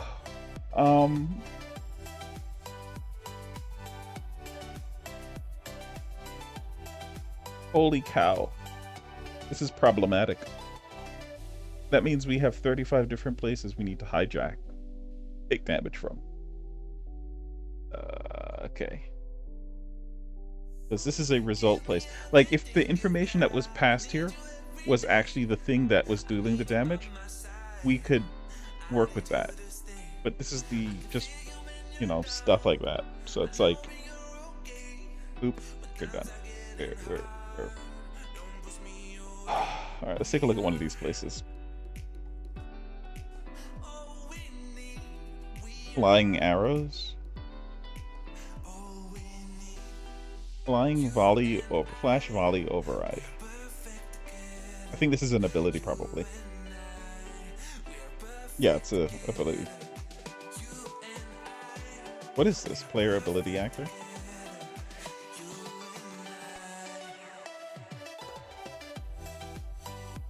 Oh, I think this was just me trying to show, like, to do something, I guess, probably.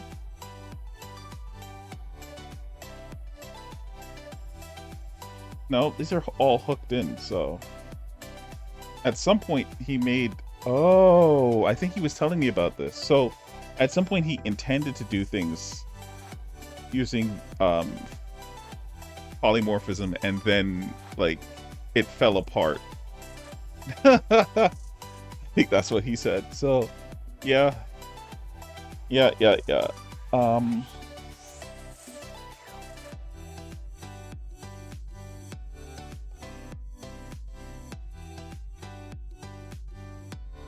If wishes were fishes, right? I am not in the mood to deal with all of these. 36 freaking different places. This should all come from one place, not 36 different places. Like, 36 different places can say, hey, I want to do damage, and then one place is the place that extrapolates that damage. It shouldn't be extrapolated at the source, you know what I mean? So, like, if you're going to attack... So the way that you build this type of stuff is you have entity A that's going to do the attack, and entity B that's going to do the attack, take the attack. So the way that it should be is the only responsibility of entity A is to confirm that it hit entity B with the attack. It should then pass through itself or something else, whatever that represents, its parameters.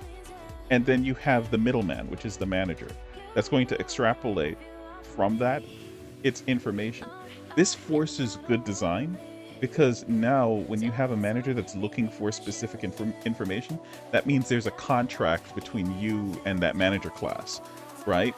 So now no matter what you do, all of your other classes need to have these parameters in place before the manager can actually do anything.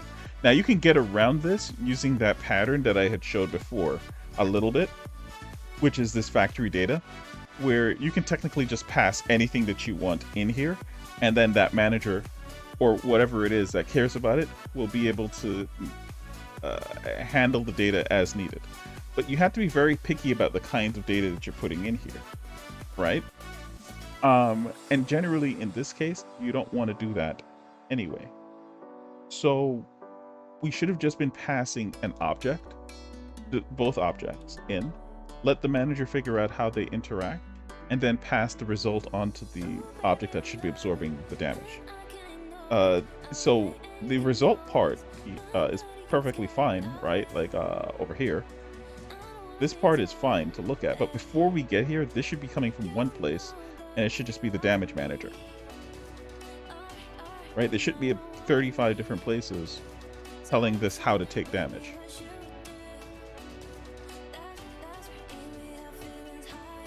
That's the problem. So we could make a damage calculator, I guess. Let me see how this is. But again, these are all, none of these are related to one another. And this is going right back to abilities, where none of the abilities, like I was talking about the last stream for this project, none of the abilities have anything in common with one another. Where is it? Yeah. So this ability, yes, they're doing the same thing as all of the other abilities, but the names for all of these things are completely different. Right? So like in one case, it'll say damage, and then the other one, it'll say ability damage, and the other one, it'll say skill damage. And it's like, okay. You know? So, yeah, this needs to be fixed up. So I'm going to have to make a decision. So that's two areas that I need. I need the other developers, the other developer for scene loading and unloading, and I need him for taking care of this part. Now, I am very tempted. I'm just not sure if I have the time to actually take this apart and rebuild it from scratch. Because the problem is, I'm not an authority on what's happening here. And so I will break stuff. And the game, or at least my branch of the game, is not in a position for me to be able to test the stuff. All I'm trying to do is get the data to work on the server. So that's what makes it extremely dangerous to go in, because I'll end up foobarring this whole thing.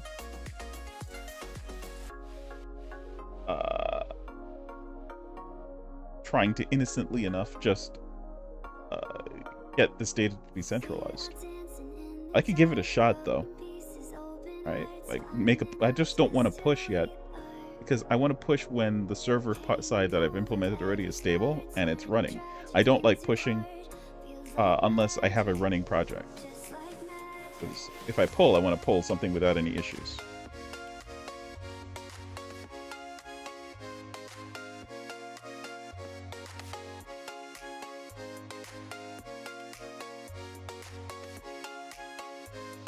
So this is just not the right state to be in to make these changes to this. So now the question is, can we avoid this? The answer is probably yes. So let's go back to enemy entity and see what the problem is and how we can avoid it.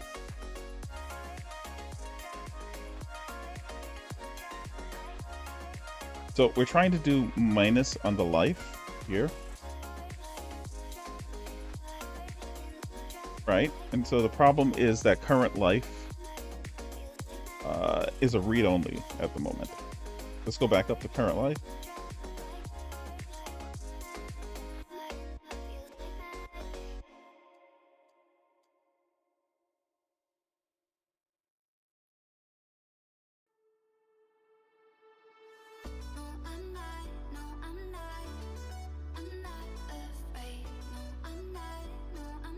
Okay.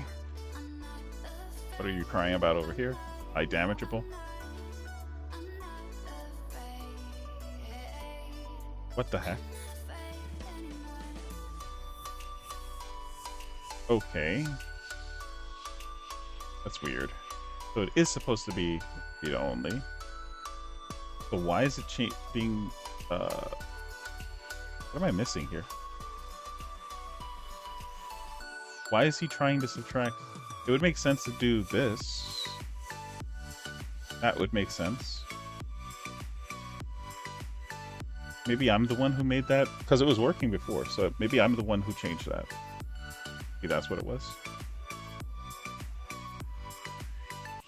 Yeah, I probably changed it, because I see them. Okay. I see it. I probably did like a mass changed and didn't realize I did that.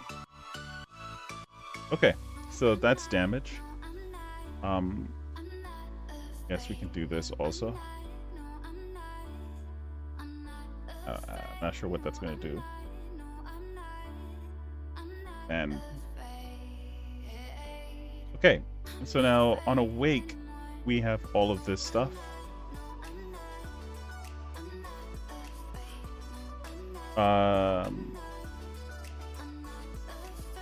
We're going to just get rid of all this. Now, we're going to keep this part. Technically, this isn't needed anymore because we have the server. Well, motion collider is probably still needed, but entity params won't be needed. So let's actually go up to entity params real quick, and we can do something like this.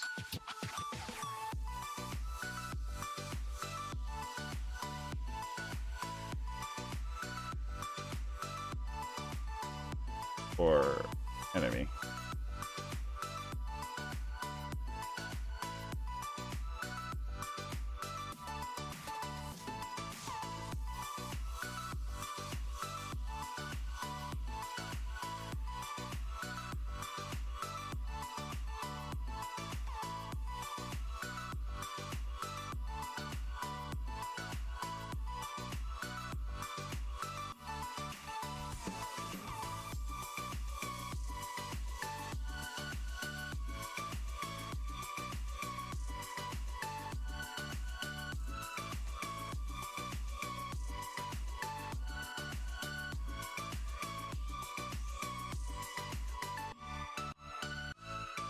Wait, don't I already have this? What does SD enemy have in it? It should have the client data, no? Yeah, it does. Enemy. Client. What the heck am I? Oh, oops. Enemy. Client data. There we go. Capital letter.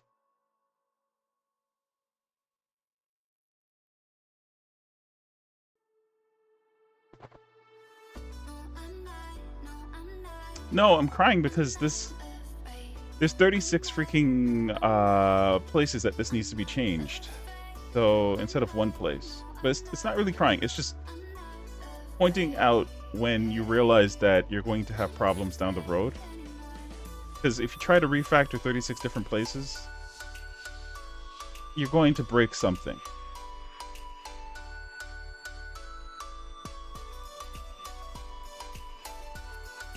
Oh. No, I don't know. I think it was crying about this stuff, so I can get rid of this now. Basically, in order to make stuff server authoritative, I had to lambda them into other things, right? So that's the point of that. Anyway, that's done.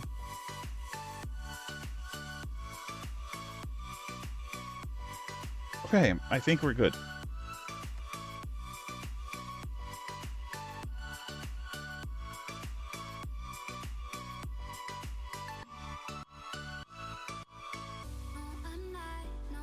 I think we're good.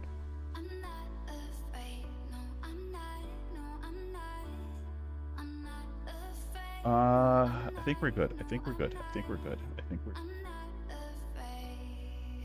we're good. What happens on spawn?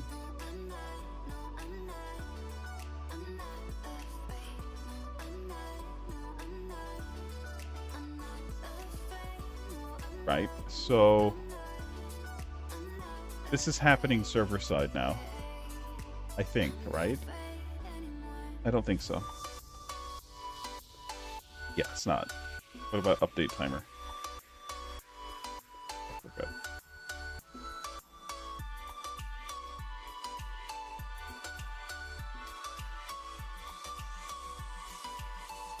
And so this part, I think we co-opted already. But let's just see.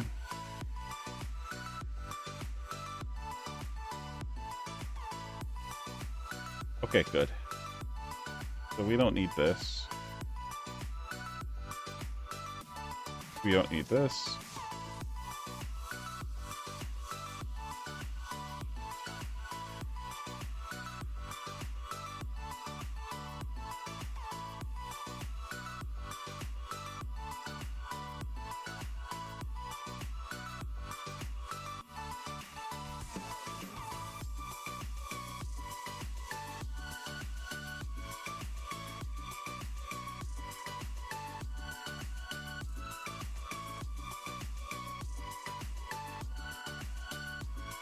Okay, gotcha.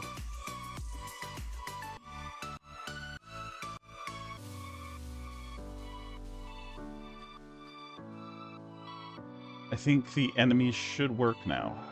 I'm just trying to get this into a state where I can push it to the to Git, so I can then work on abilities. Like if I push this to Git, so if I do this, then run it, and I can actually play the game, dodge enemies, they can attack and everything. I'm going to consider this worth pushing back to Git, as long as it's not giving me any errors, obviously.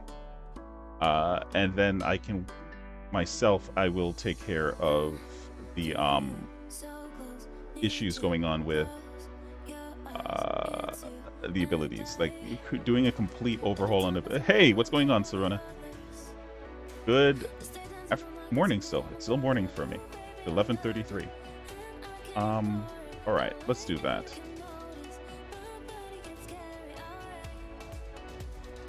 Well, we did it. Let's test it to see if our game is actually running.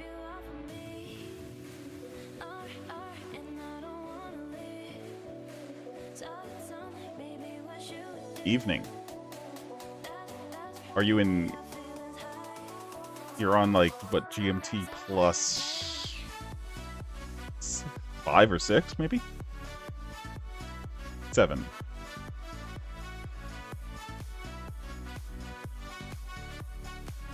Okay, so let's... We are running. Okay.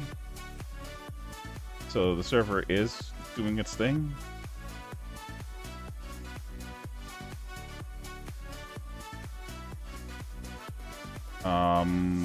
Start off level 1. We have 99 logs, 2 errors. Again, these 2 errors are not my errors, so I don't care about them. They're like UI related stuff. Oh, we have a problem with this, maybe, I think. Unless I'm giving myself 900 from like somewhere. This should be 0. So I need to check that. Oh shoot, I shouldn't have destroyed the logs. It would have told me. Huh. Well, welcome to the stream, Sarona.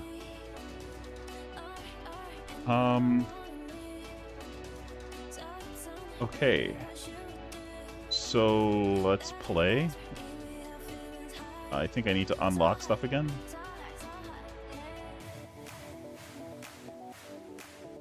Okay, there we go. Clear that. Well, actually, let's see what's happening when I do that.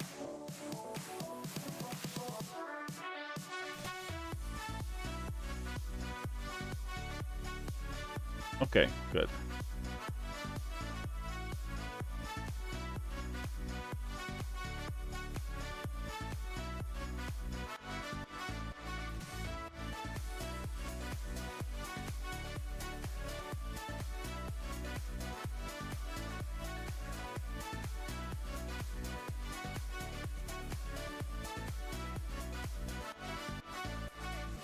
Okay, we got an error. What did we get? It looks like everything worked up until something here. The best part is we didn't get any warnings. There's a certain warning that I hate to see, which basically lets me know that the server is having issues.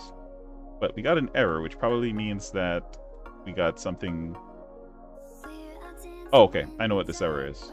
So what happened is we went back an additional step to like a negative number. And negatives don't exist in the server in the map selection. So just like, yeah, I don't know what that number is. So we get an out of bounds exception because everything is with an array keyed to an enum somewhere. But yeah, so far so good. So let's continue.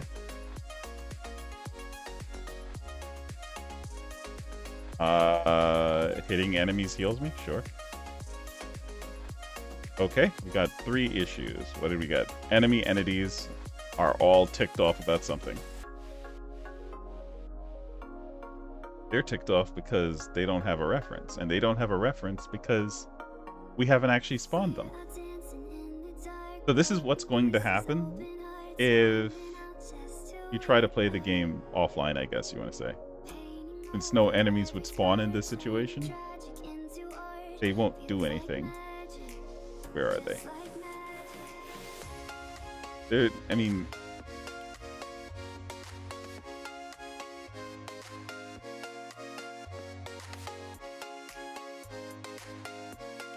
where are you guys?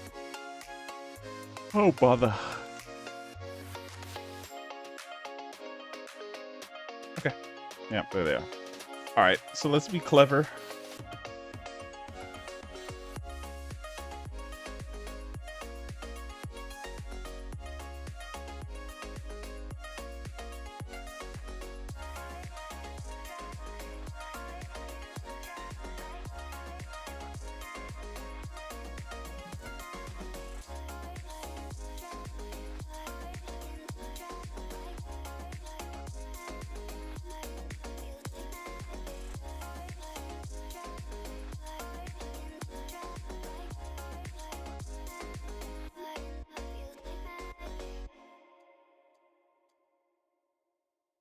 Thank goodness I made this method, huh? Came back and helpful. Came back to be helpful. Used to tell me that we were pieces of each other. I could never be anything without you, love. I really hate to see how quick it seems you're breaking down, but I'm fine. Yeah.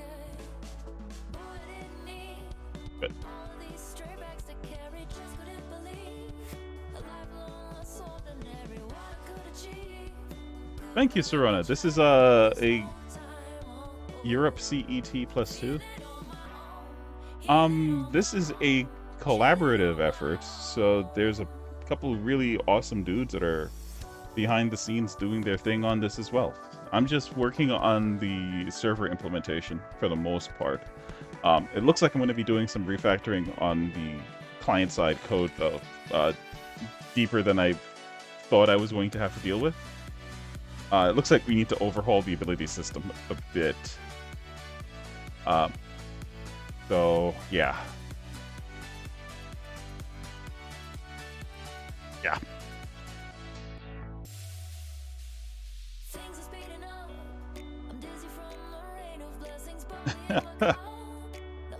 Well, the server is working. We just saw, so what we just went through wasn't the server issue. It was just this stuff. All right. So what we can do here is we can just do this. I'm gonna just get rid of all of this logic. Once the server is ready to hook in, I will hook this stuff back up.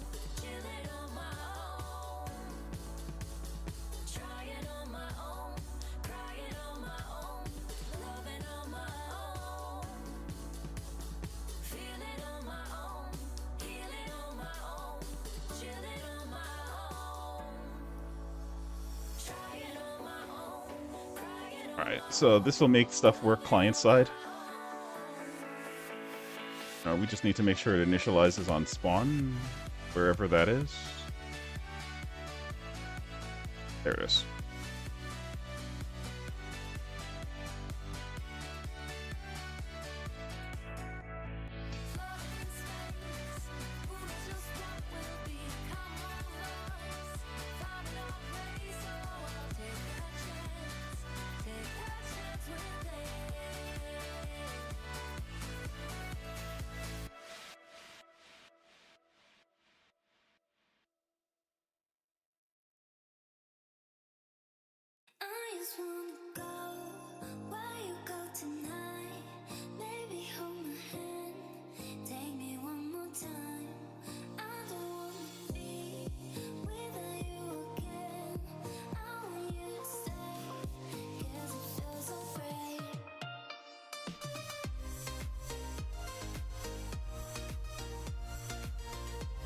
Okay, that should do it. Oh, no, we still have two things it's crying about. Let's figure what that is. Something called projectile speed and projectile life? But we took care of that.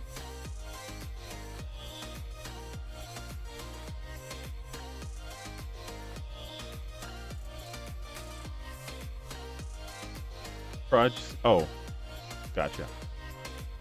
We called them Proj. I'm confused. Which one is the right one? I feel like Proj would be the one that he's going to be using.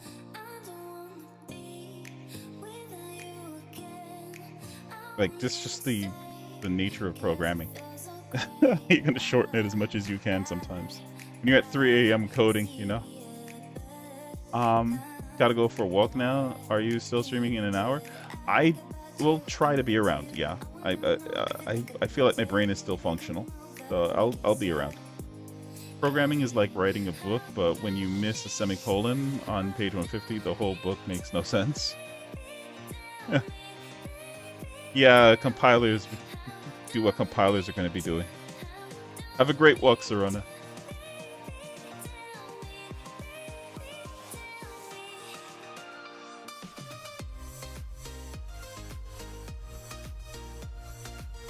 Okay, let's try this out, see if our enemies are now functional again. They should be.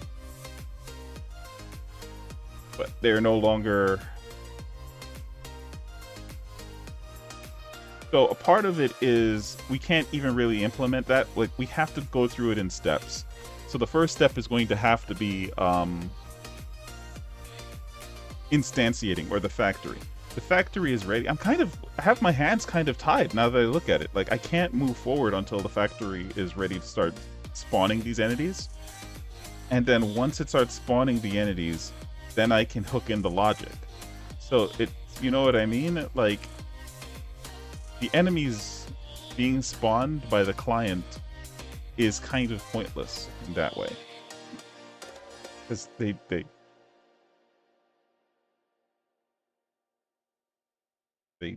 are doing their own thing.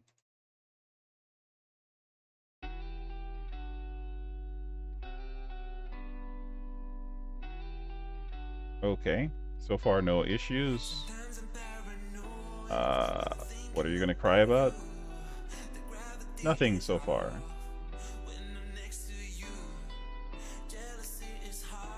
I don't see enemies moving towards me. Oh, wait.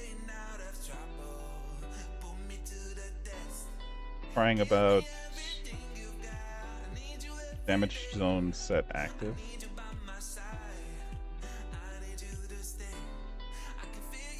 I think we forgot to... Yep, we forgot to set this part back.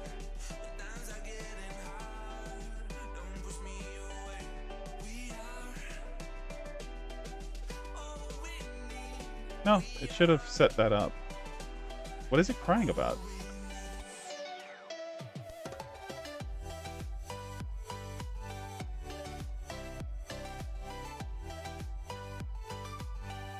Right. Okay.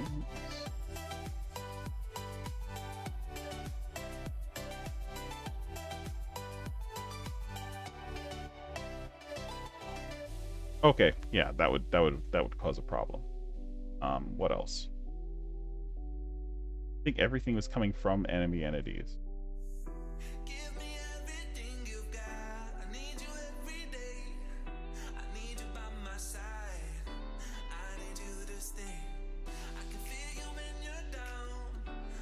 Alright, let's assume that that was what the problems were, and go back.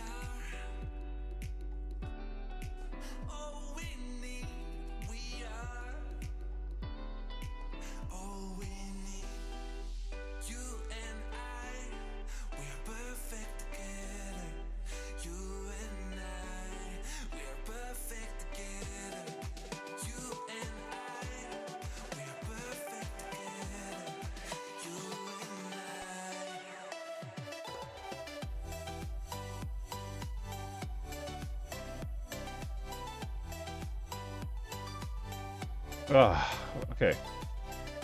What are you crying about? It's saying we forgot to set entity parameters. I gotcha. So there's some place that it needs to be set, I think. Ah, here it is. Forgot to do that. All right.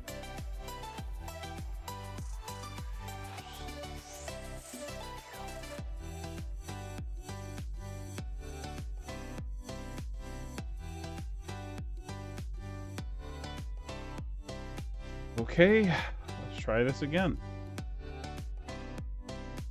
Try a different map. I've never played through this game, so I don't even know what the maps look like. I think they're all the same.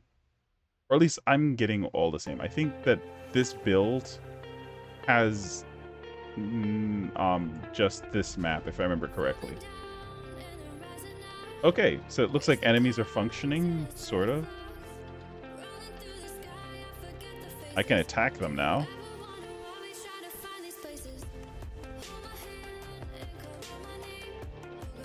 Spacetime Ops is really mad about something. No reducer registered for the type transform data.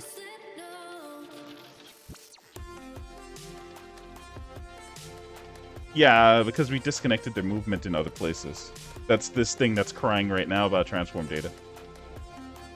So it's saying that Spacetime Ops doesn't have transform data? Interesting. I mean, this is going to be gotten rid of soon anyway, but I'm pretty sure I implemented it, didn't I? Or did I remove it? I guess I didn't implement it. Okay, sure. This is temporary. Later on I'm going to be breaking it down, but...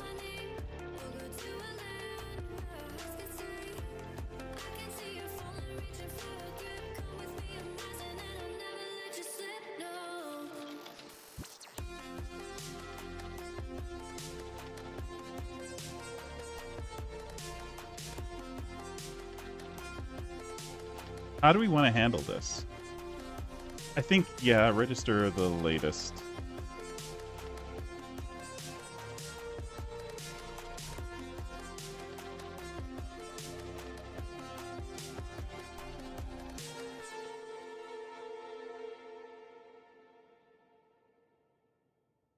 You see, this is what happens because this is a custom error. So this is what happens when you do good jobs with a catch.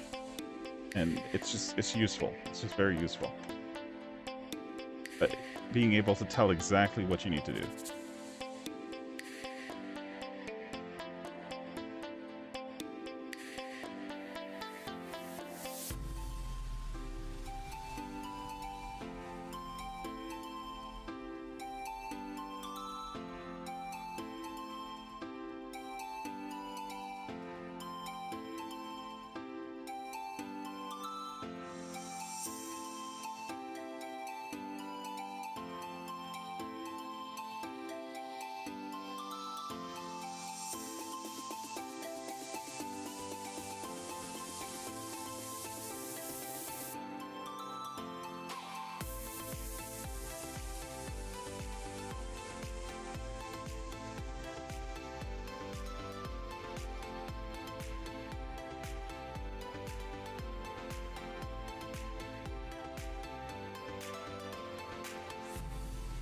Okay, that should do it. So this is how we communicate back to the server. It's all being done through Spacetime Ops, right? It's another custom class that I made. And this is handling the batching part. Basically what's happening is when we make these calls, there's a cooldown time when these calls are made, and there's two different methods or modes of batching that we're doing here. Let's start with the basic. We could not batch, right? And so what we would do is we would call, let's say, like spacetime service connection reducers remove a champion. And let's say we wanted to remove a ton of these. This would do it in sequence. So every single time we called remove champion, it would send to the server one call. So if we wanted to remove 1,000 champions, that would be 1,000 remove champion calls. There are two modes for batching in order to avoid doing that, because when we send that to the server has to wait for the previous one to execute before it executes the next one. We want to avoid that, so we batch. There's two modes to batching. There is batching per identification, and then batching per request. So when we batch per identification, that means that within the period of this cooldown time of the call that could be sent, all of the batches, all of the calls from the same identity will just overwrite one another. That way, by the time this gets sent, it's only going to send one instance of that identity's change. Versus a regular batch, where if you made like 10 frames of calls, like you wanted to move here, here, here, here, here, and here, it would send all of them and then just run them through in sequence. Right? So those are the two different types of batching that's happening here.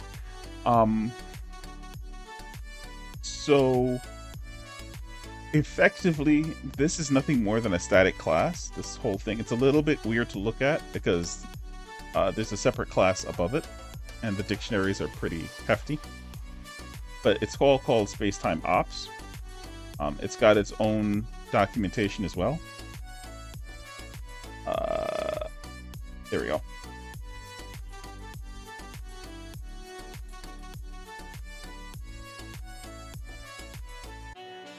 One sec.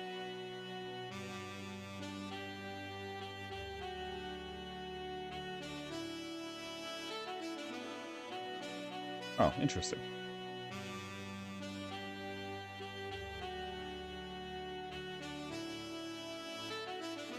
Okay, so yeah, that's basically how that works.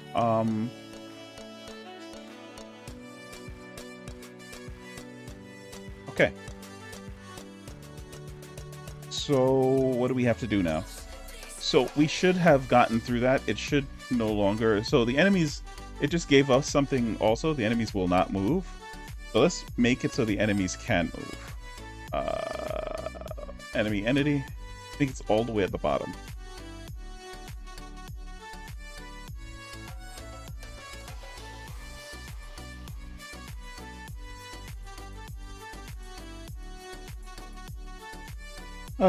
Maybe not. I don't know where it is. It could be over here. I think I saw it over here. AI Survivor Melee.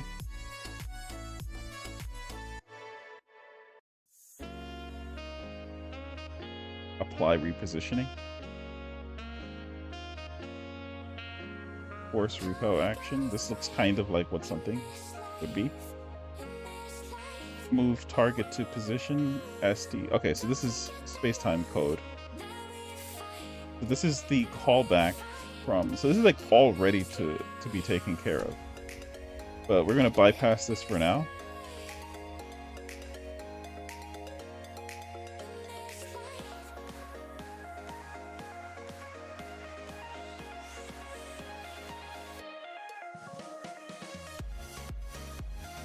All right, so this is the part that I was telling you about that's going to eventually is going to be moved over to the server, this simulation. But right now what it's trying to do is it's trying to send it to the server here. But we don't want it to send it to the server quite yet. Right?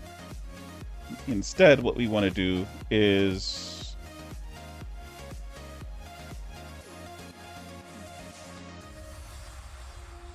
we want to inform the target position going to be equal to the projected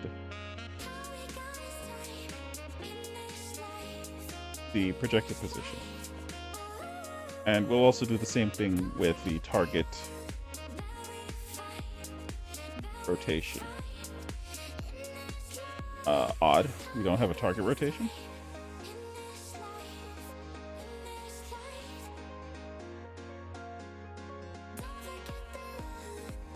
Oh, target Euler.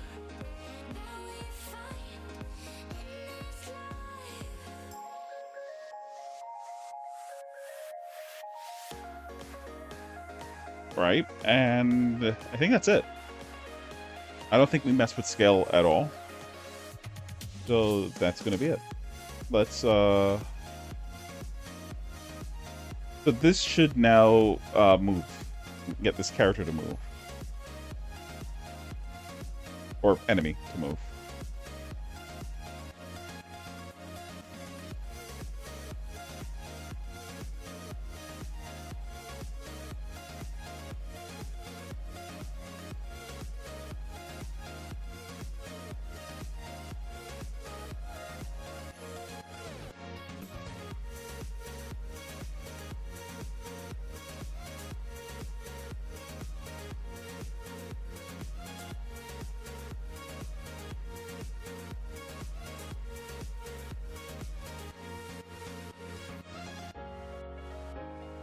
Yep, there they go.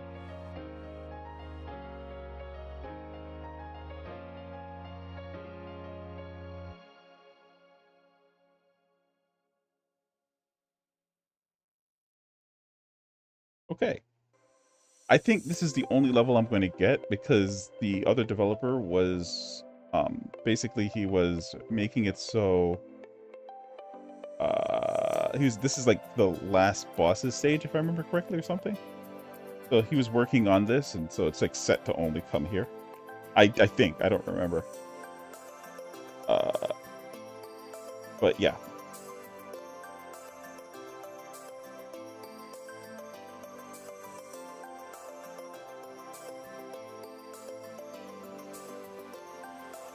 Okay. Looks like everything is working. We got no warnings, no errors. So I'm going to consider this a victory. I'm going to actually... So I just promised Serona that I'll try to stick around. But I feel like my hands are tied at the moment. Like, I can't really do anything unless I decide now to refactor the ability system. Because everything is coming back to that. Like, damage is all coming back to that. I could also try to decipher how the maps are instanced in. Like let's follow the, I guess we could try to follow, let's load this up one more time. All right. Good luck in your meeting. Let's see. Okay, so we're going to... So it's this one this time.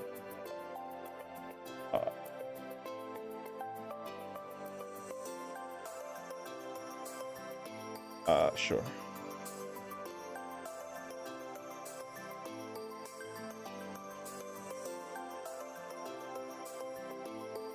Okay, good.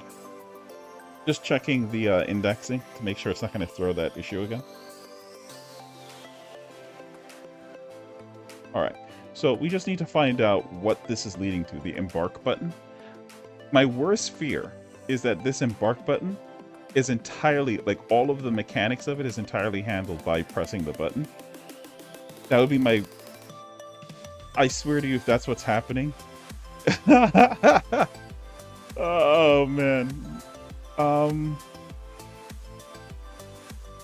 Let's see, I think under interface is probably canvas. Maybe the main screen?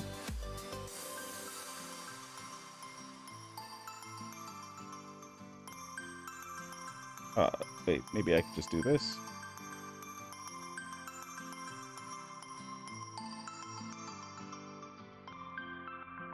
Can I click anything? No. Interesting. What happens when I click this?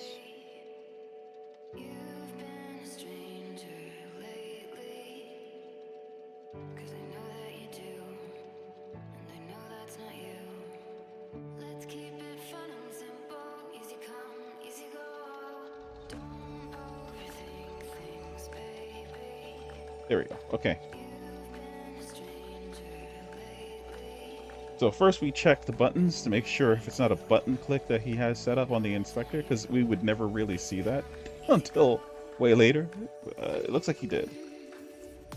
But this is for a sound effect. Alright. Is there anything else? Doesn't look like he said anything else up here. So I don't see any custom scripts here. And I don't see how this is connected to anything. Is it maybe a child of it? No. Bother. There's nothing here that's connecting this embark button.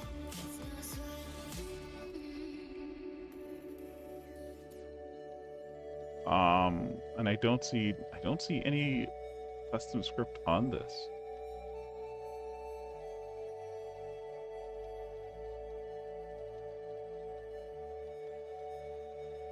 What type of voodoo is this? Unless this doesn't work.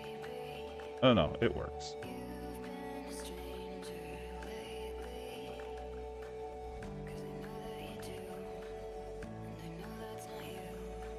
Okay, so that's not good. That is not good.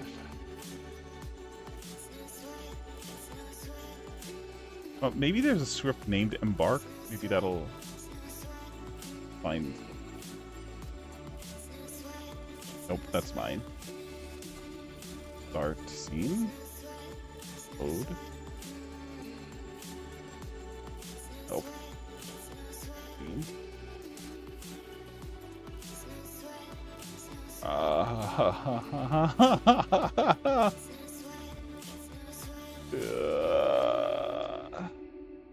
Okay, go back.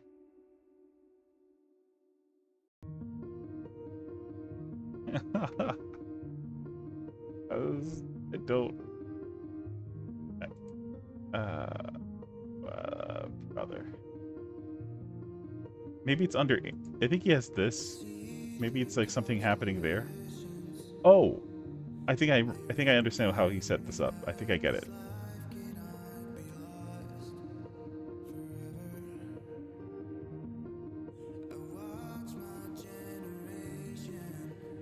Okay, I think I get what's happening here.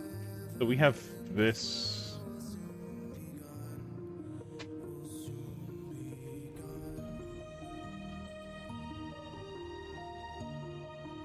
No.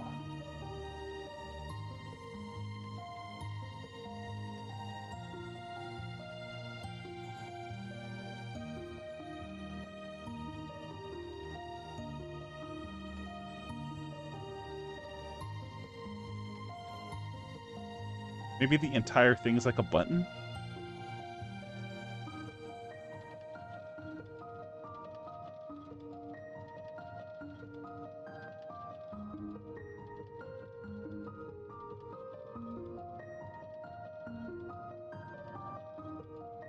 See, like, there's no buttons here. There's no custom script on this. How did he do that? Button click. Oh, wait, hold on. What's this? There probably is like some event firing off from this or something. Yeah, see? No, this is just his audio. This is like legit just his audio.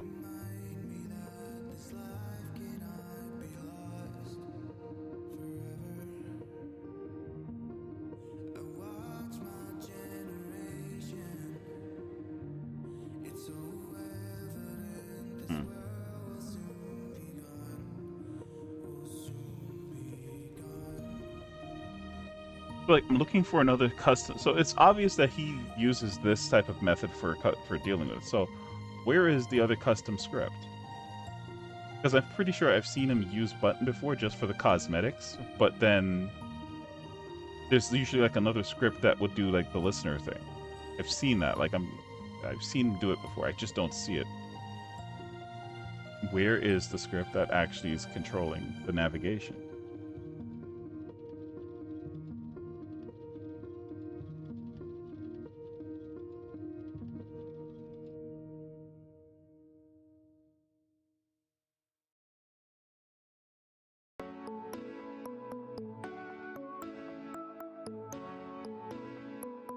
What the heck?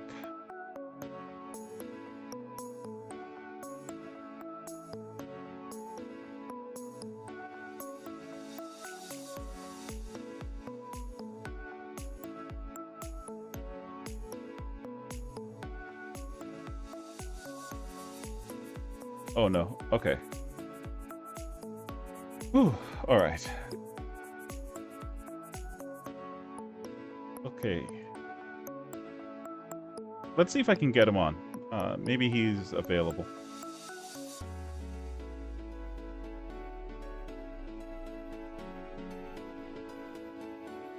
He can come on and explain it himself.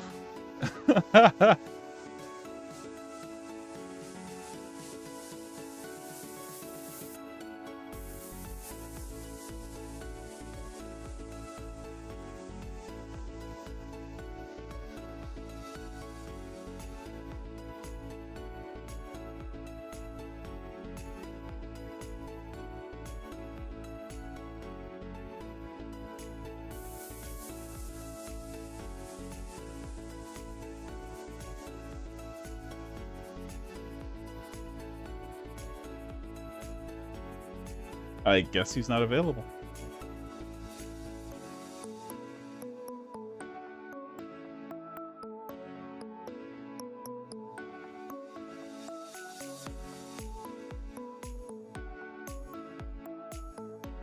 All right, let's get back to it then. There needs to be a script that is like controlling how these navigate. I just don't know where that script is. Like usually it would just be like attached to the button itself. How would I normally handle this? I would normally, if I'm not going to use button directly, then I would need to have a reference to this somewhere. Where would he put that reference?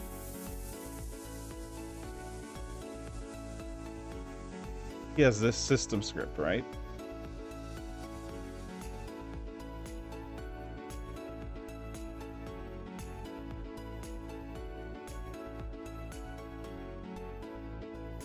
Yep, there it is. Okay. Ooh, ooh, ooh, ooh. She. I gotcha.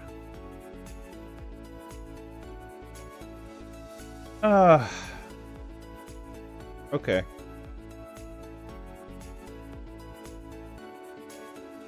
Normally what you would do in this case is you wouldn't take another object and then do this. What you would do is you would make a public static, slap it onto the object itself, and then have the object itself control when it's clicked, and then pinging that out to everything.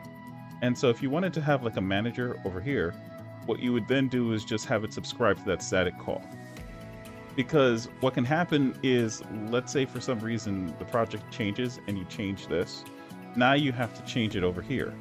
So you have to remember any additional dependencies.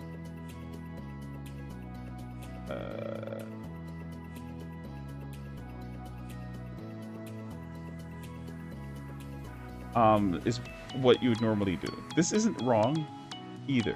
It just, I guess it comes down to the scope of the project. If you're going to make a very large project, you probably want to avoid, because the good thing is he told me at one point that system is where he stores just about everything. So this makes sense.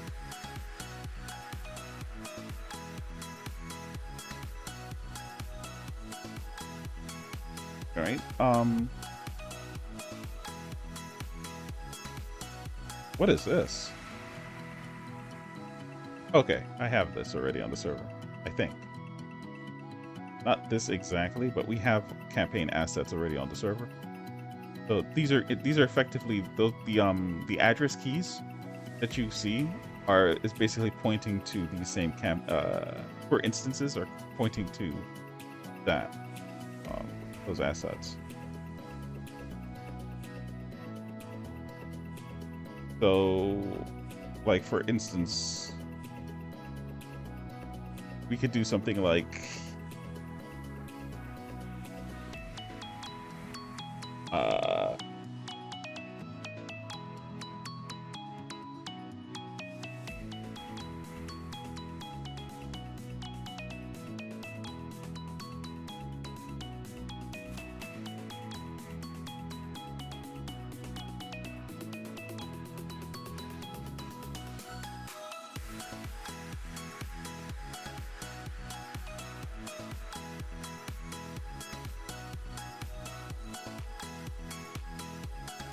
I forget what they're called. Survivor?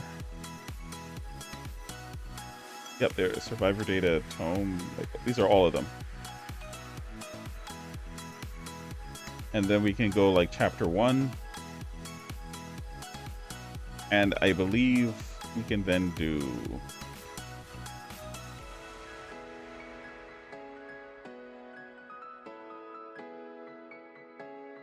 Does this do work?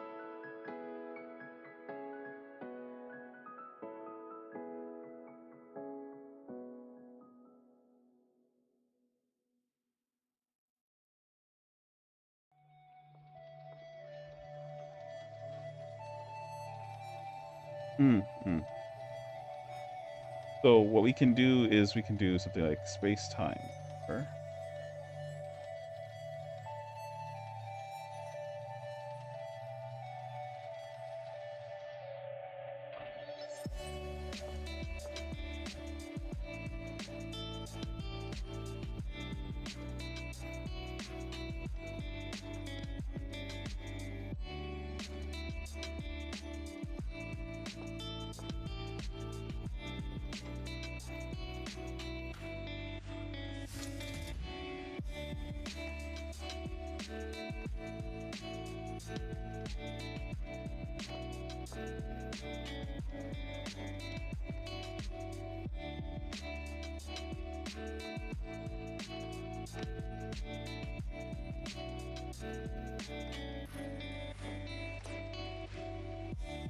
so we can do something like this now, right? And so this is the call that should be made to the server to then tell the client, hey, you need to load that next scene. That's what it should look like when we're done.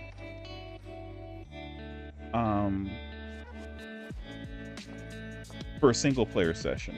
For multiplayer, you would just put in the target instance you want to get to. Right?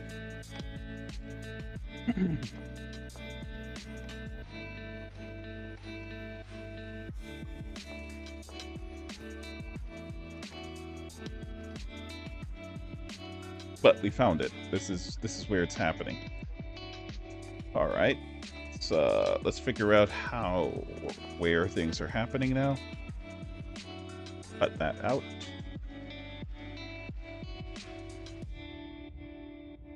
Embark button, embark play game. What the heck? Oh, we've been here. So it looks like it's doing things. I think this is one of those areas where I overwritten the boot config.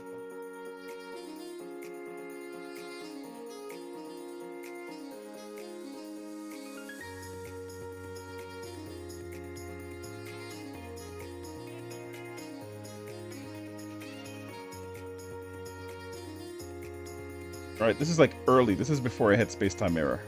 Like now I should probably do this, but it's already here. I don't know if it's ever going to change. So it's fine.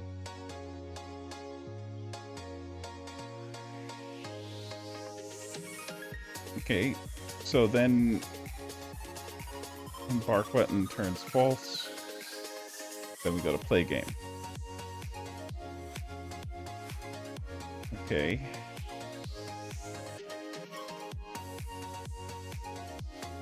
And then it does load scene. Gotcha.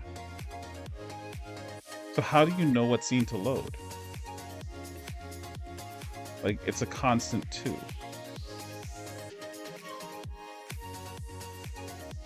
There's something else happening here. So this, I think there's somewhere else that it's handling the campaign asset. So maybe if we track the campaign asset down, we can figure out where that is. So we need to figure out, we saw them doing it somewhere over here, all. So figure out where this is happening.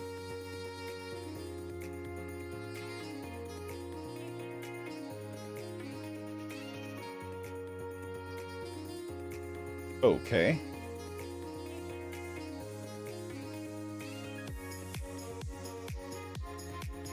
Okay, here we go.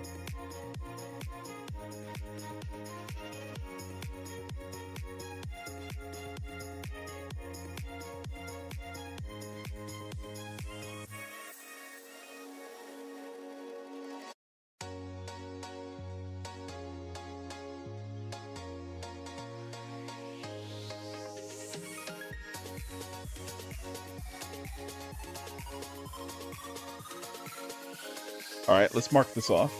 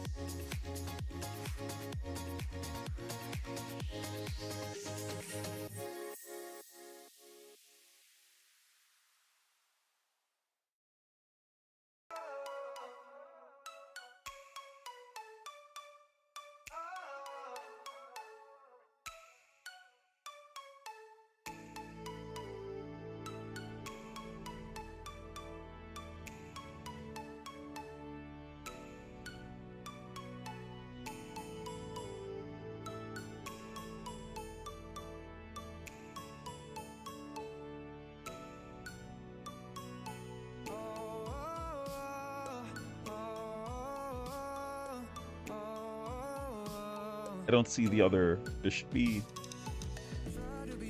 Is the parallax loading? What is happening inside of it?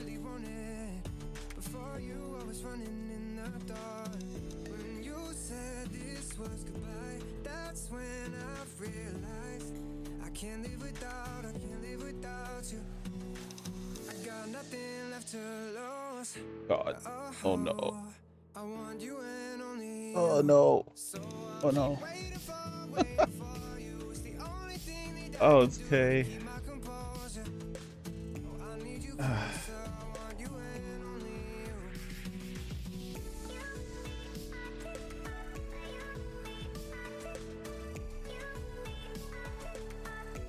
What does that mean? What are you actually loading? Parallax prefab? So we go all arenas feed into this. Something called parallax prefab here. Nice. What about this? Survivor floor prefab.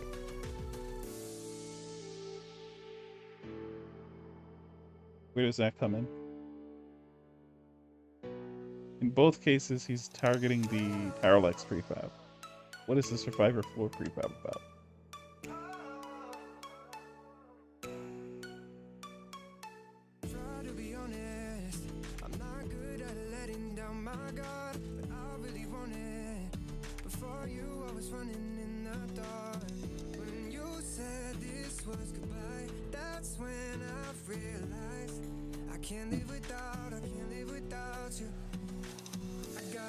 It looks like he doesn't. I mean, there's a quick way to tell, right? Let's find out.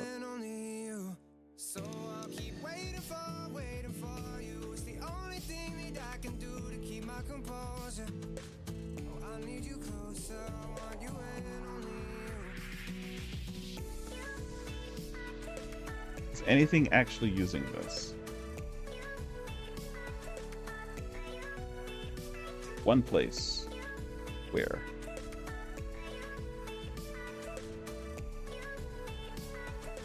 Initialize survivor. Instantiate. Where is this? This is in the game state control. It's like some random other play. I can't.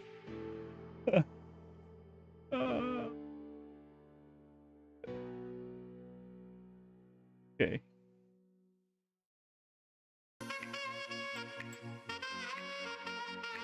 So the arena scene changer place is handling half of the arena loading stuff, and then the other half is being handled in the game state controller.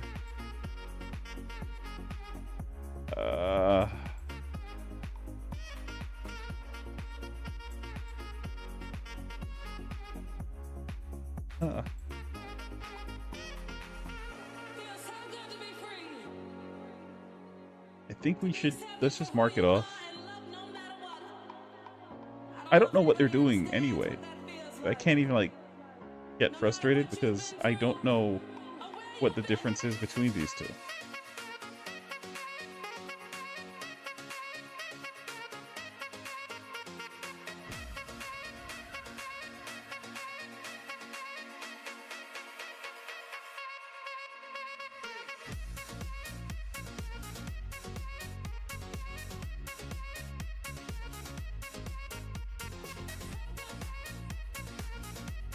I don't know what the difference is between them. So I mean, just based on the name, I don't know what it is. I would assume this is like the background, and this is the actual terrain that you're on. Which is then begging me to ask the question, why are we splitting these across two different classes? At least this only has one place that it's being instantiated. That's always a good sign.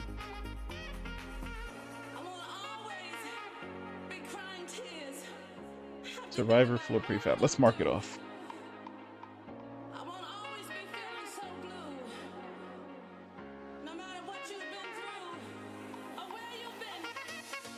Hey, at least that is easy to tell. Oh, why is this in this class? Like, what's happening here that either we bring the other one to this or this to the other one? So what's happening here that forces this to stay over here? I don't get it. Like, what?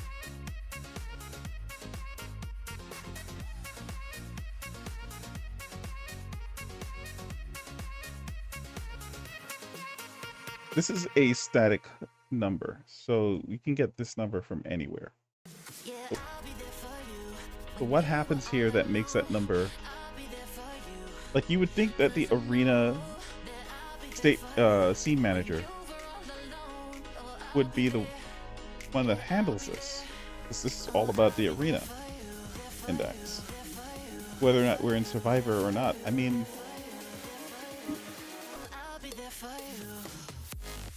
I guess maybe there's like a coroutine that is firing off that he wants it all in one place, and it just,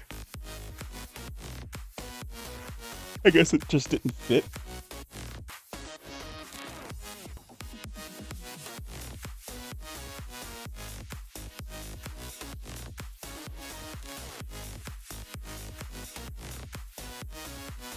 Okay, this isn't as bad as abilities.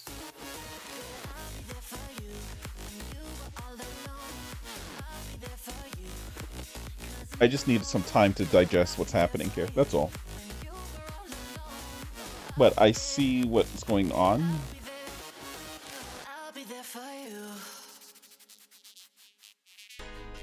So this is what happens, folks, when you don't set up a callback for when you load or unload a scene. Right? Because what should be happening here is we do this, and then we tell this to wait for callback from when the scene has loaded. So this is why in the Journey West game, you saw me take the time to make a single entry point, as well as make or remake, I made it a few times, a scene manager system. It's because I wanted that callback so other parts of the script can say, oh, the scene has loaded. What scene is it? Oh, it's the scene that I care about. Let me do the thing that I care about doing. Right? So then we don't end up having to like put stuff in weird places. Or we know how to get this. So like this is like floor layout. Like, where is this being used? Is this being used at all? Like, it would make more sense if this is being used, right? Is it being used? No. So I'm going to chalk this up to 3 a.m. code. Like, you could get rid of this and everything would be fine, I think. Yeah, like nothing was using it. Like, it's not cached anywhere, nothing is using it.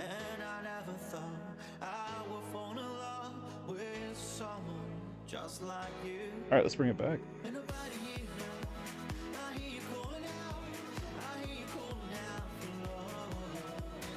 Yeah, okay.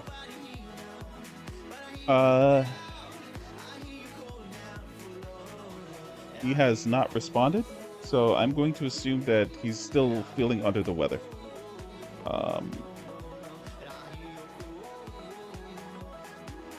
I mean, I can't be hard on him, because, you know,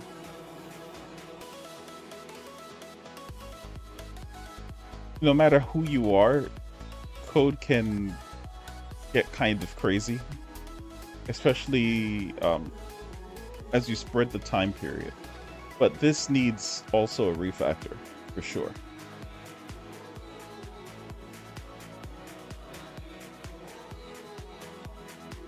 So the keys, the number one takeaway from when you're developing a game in an engine is when you're asking yourself, hey, I need to get this problem solved, but I'm fighting the engine to do that, right?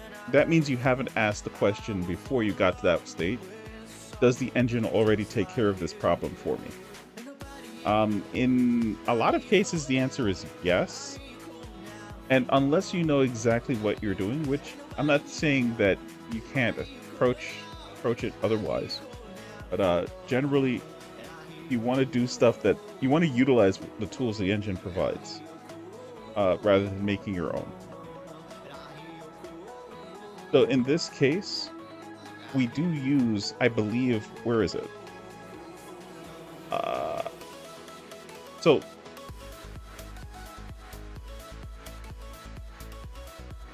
what's happening here?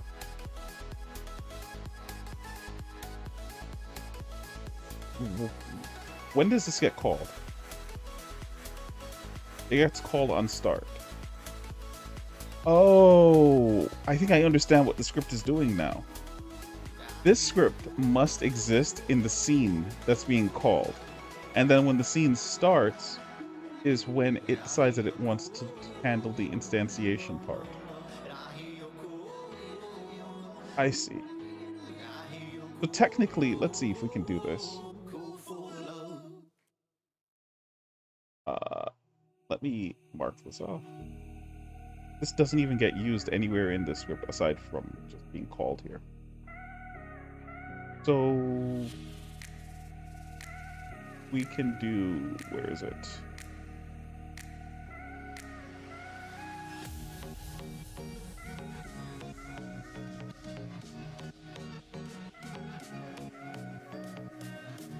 Where I should have, let's check instantiate.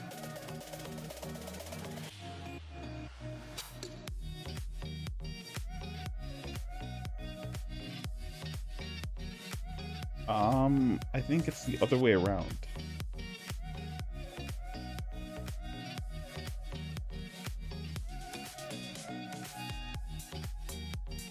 I could have sworn there was a scene manager call somewhere here. Maybe I'm misremembering scene manager. Nope. Is it over here? Where did I see that scene manager call? I'm like 100% sure I saw a scene manager get called somewhere.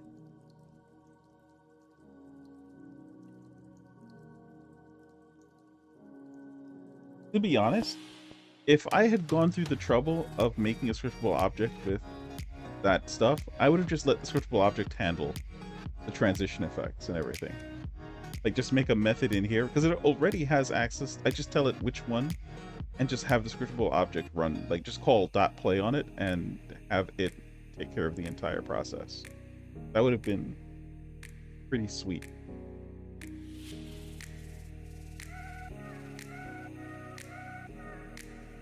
But I understand. Some people like to keep the scriptable objects strictly as data containers. But I mean, I see the validity in kind of treating them like as if they are kind of like pseudo-static classes. We don't change anything about them, but we can utilize the information within them, from within them. If that makes sense. Right? We just make sure we don't create references in them, that's all.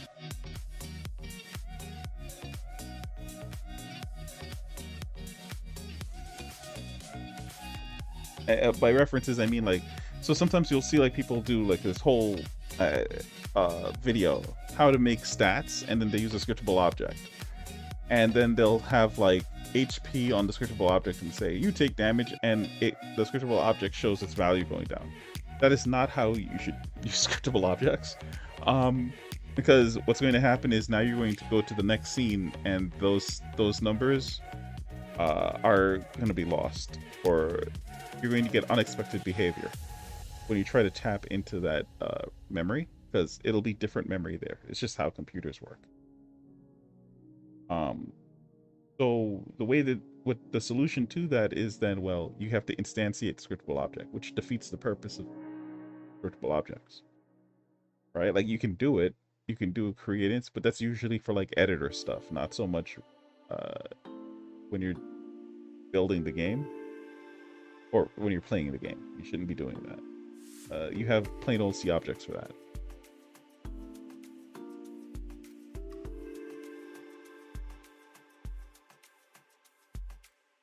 But yeah, I don't know where I saw the the scene manager. I'm 100% sure it's somewhere. I just don't remember where it was.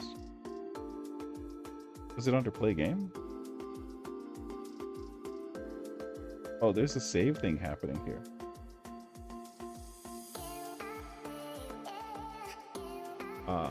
Scene.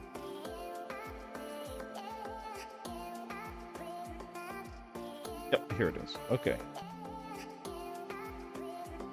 All right.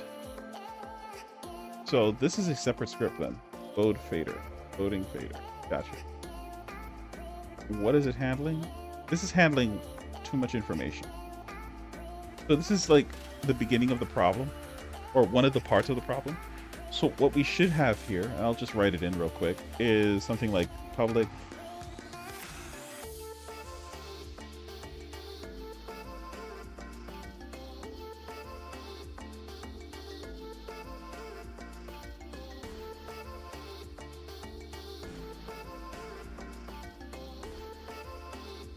right? We should have something like that. And then over here, we just have the callbacks. So like here, instead of loading the scene, we would actually just do on fade completed, invoke. And so now if something was interested on when the fading was completed, they could listen to this and then fire off the scene loaded. Right? And as well as I can assume that we start the fade here.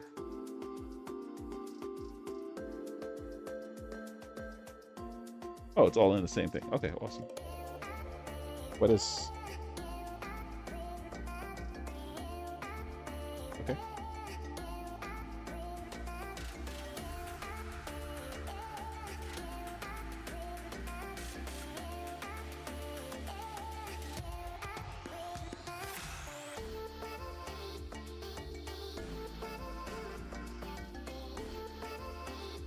I'm just assuming that at some other place that's being called, because I see one reference, so it's probably not dead code.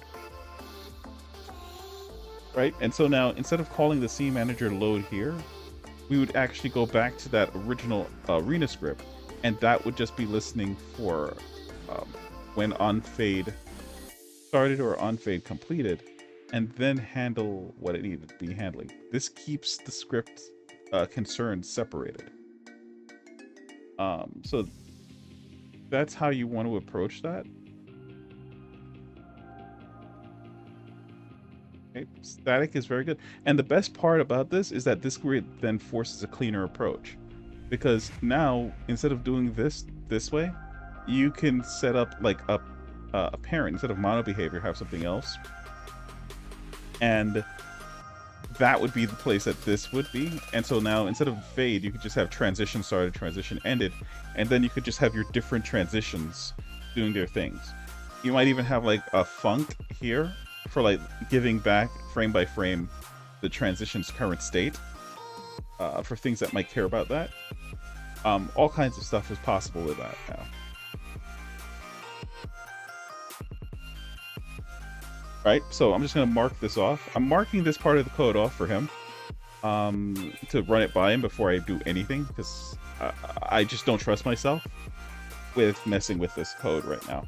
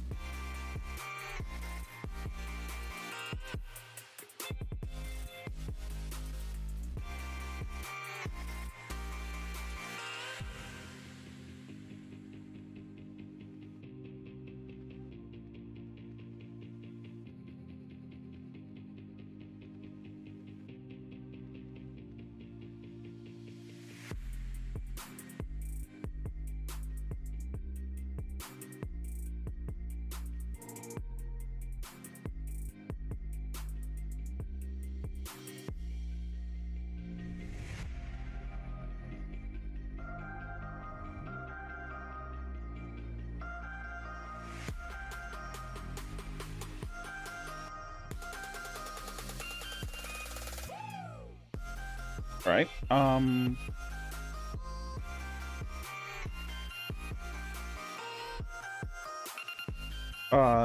we just turned off this part, so we need to turn it on. Where is it?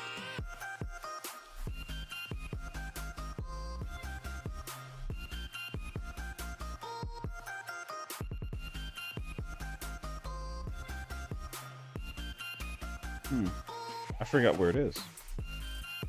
Thought it was like closer to the bottom.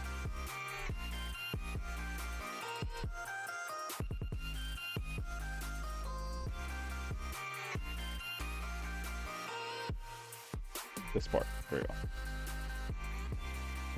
Right.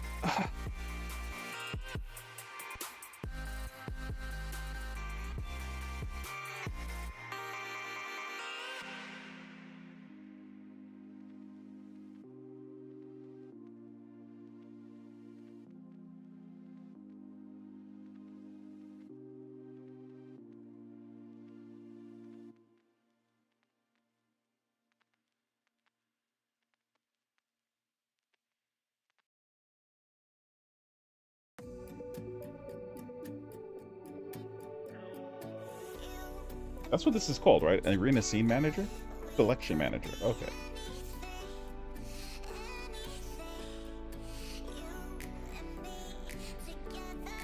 Yeah. All right. There we go.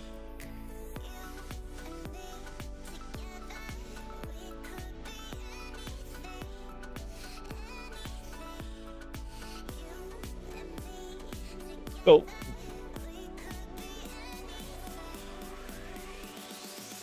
what's going to happen when this is ready for the server is it's going to basically be, this is how we would instantiate in the future. It should just be, based on what I'm seeing, instantiate, and it's going to be the, actually, let's do this over in the factory real quick. Well, it's not going to be done in factory. Factory is just going to send a event to let things know, hey, the instance address changed, which you saw me working on way earlier on in the stream. And so something listening to that from the factory will then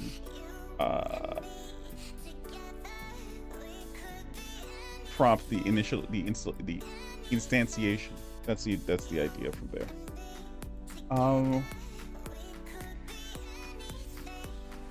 So this is just an example of what would happen based on just the information that we have from the server. It would be instance game Unity engine.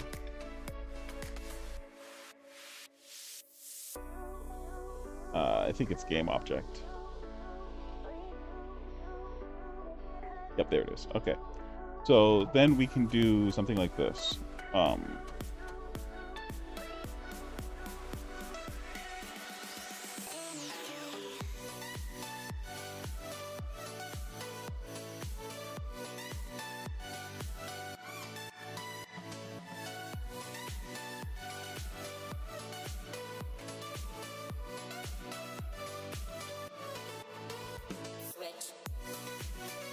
Right.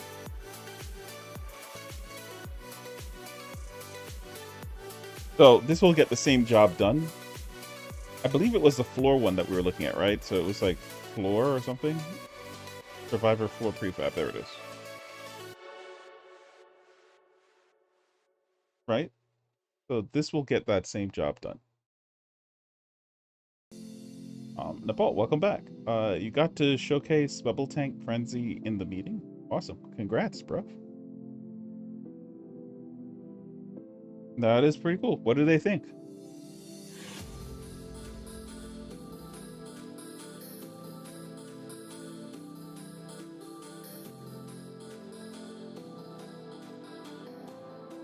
By showcase, you showed them like a trailer, or did you like bring like did you get them to like the website where it's hosted? Like they got to play it?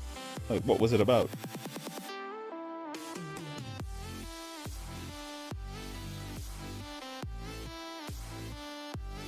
Oh, cool beans.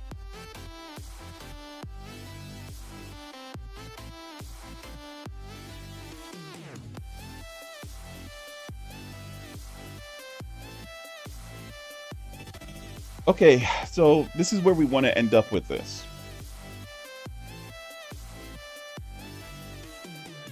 Right?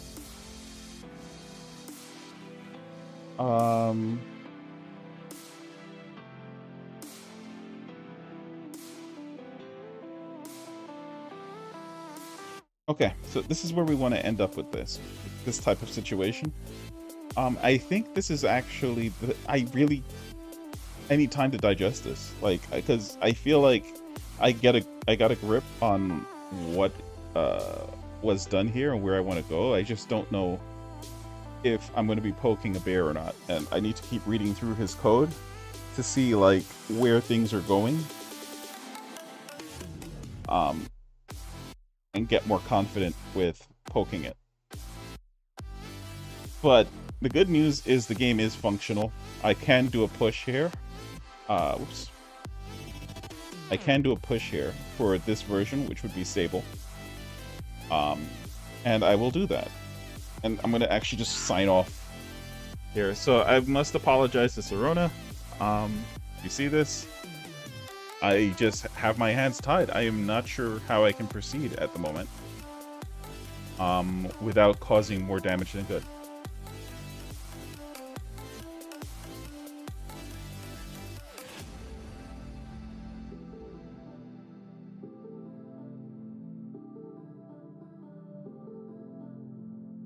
But hopefully this was informative on just like the approaches that you can take towards architecture. This is just how a factory pattern can work. I've showed 2 of them so far. I showed the one from the last stream, which is more dynamic. But if you don't need something that cares about the various types of implementations, you can go with a more formulaic, I guess, system, where it's just, it knows what it has to handle, and you can even go a little hybrid like I did, where I'm also then passing through, we can get rid of this stuff. What is this? Yeah, this is like old stuff. This is like me trying it before with different, and then I realized, no.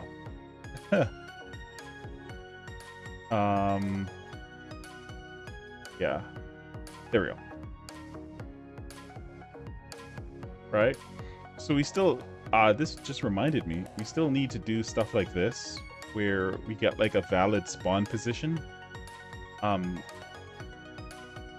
based on things happening for where the entity should end up. Oh, bother, right? That's it. I need to think, probably what we can do is we can instance the object, then pass it through whatever is established on the code for like positioning and stuff like that. And then from there, just make it server authoritative. Because what's happening is that, so what's happening is there's some level design stuff that gets involved in this. And so various tricks were taken and things were done in order to get around these level design quirks, which forces a way of handling detecting viable terrain to be client-side. And I am not smart enough to figure out how to get that out of the woods. I already have my hands full with these 2 things that we're trying to deal with, so I'm not going to tackle this quite yet. I would love it to get this on the server, right? This part could be on the server. I mean the back end to it, which would be like the object, the game object that's being used to determine this stuff. That would have been fantastic.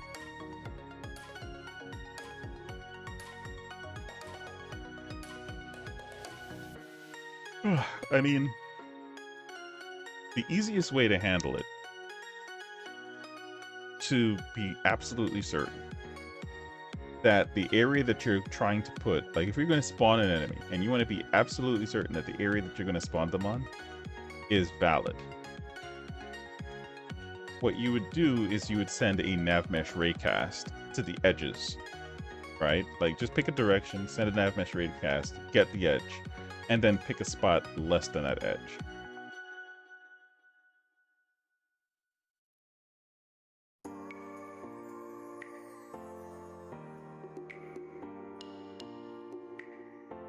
Right?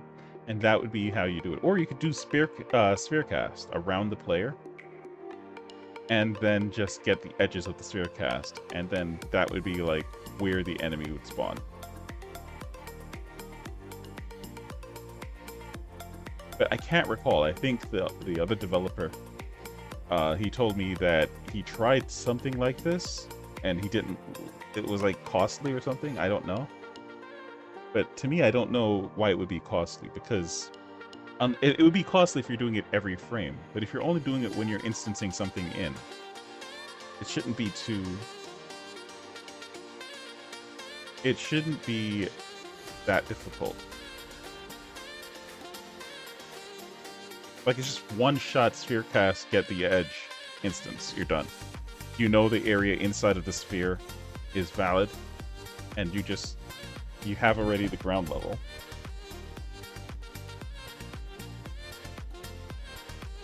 And then you can just push that to the server can validate it, and then operate from there. I don't know. There's a few things. I mean, like I said, I don't want to get into this. I already have my brain is occupied with those other two things right now. Let's just mark this as to do, I guess. Well, I mean, it's here, so everything inside of the space-time suite, I take care of.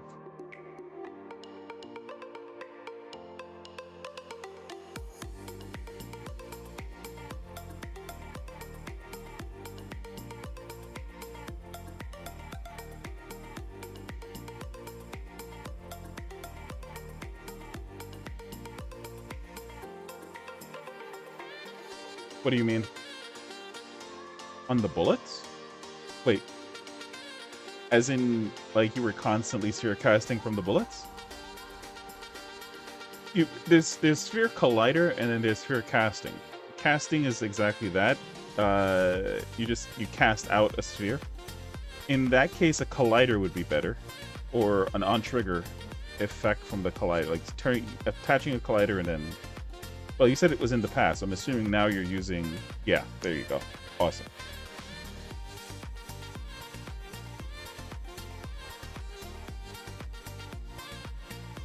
Yeah, sphere... yeah.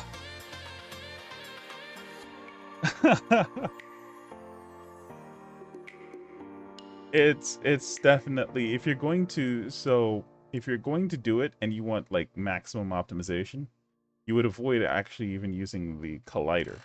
What you would use is a manager, and then you time it. So like every 0.1 of a frame or whatever it is, not 0.1 of a frame, 0.1 of a second. So like every 2 or 3 frames, you check to see where like a bullet is, and if it's intersecting, this is called spatial partitioning. If it's intersecting the same spatial partition as something that cares to be hit, you attempt to hit that thing. Just pass through damage on its interface or something like that. That's like the cleanest way of doing it, and that's actually what I did for the Vampire. So I streamed making it. That's what I did for the Vampire Survivor game earlier this year. And it works pretty well. It works okay. There's a few other tricks that were being done there, but I could get maybe... No, it was on Unity. I could get maybe, I think, 8,000 enemies on the screen. Well, not on the screen. 8,000 enemies on the map. I think at most on the screen there is like 500 or so.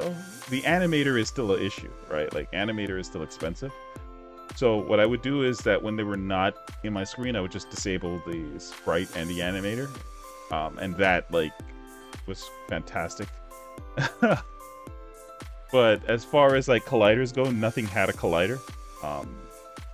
which was really cool.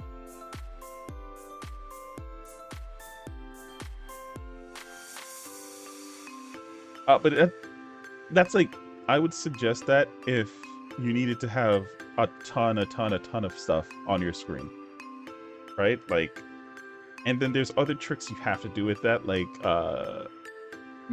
mesh baking and stuff like that, where that's just like, I don't know. There's programmatically I could do that, but I'm too lazy to bake meshes in, and then go frame by frame on each mesh. Is just like, there's another developer that pops by every once in a while, and he does that. I tell you, I just look at that and I'm like, he's some type of animal. When I watched his stream and he was doing it, like, that is just an animal. That is not a man anymore. He's just silently doing it. I'm like, what the heck am I looking at here? Is this? It is what it is.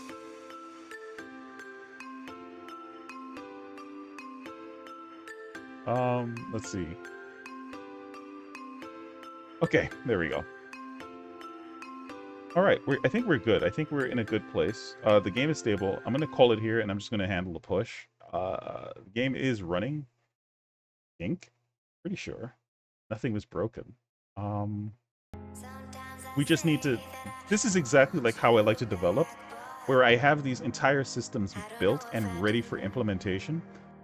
And parts of it are implemented, right? Like, we've already seen the character selection and all of... Okay. Hello, Nick. And all of these stuff are implemented proper. It's just... And the game will still work. It's just that it doesn't interfere with normal game flow. So that tells me that this code is in a very good place, right, for modularity and extendability, which great. So we're gonna call it here. Nick, I'm actually about to call it a day. I'm not sure why you think it's clickbaity, but I'll take that as a compliment. I need to look at the... I forgot what the thumbnail was, so give me a second.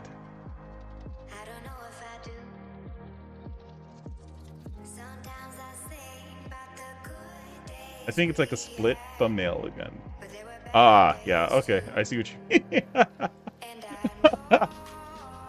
Don't blame me, blame the artist. Okay.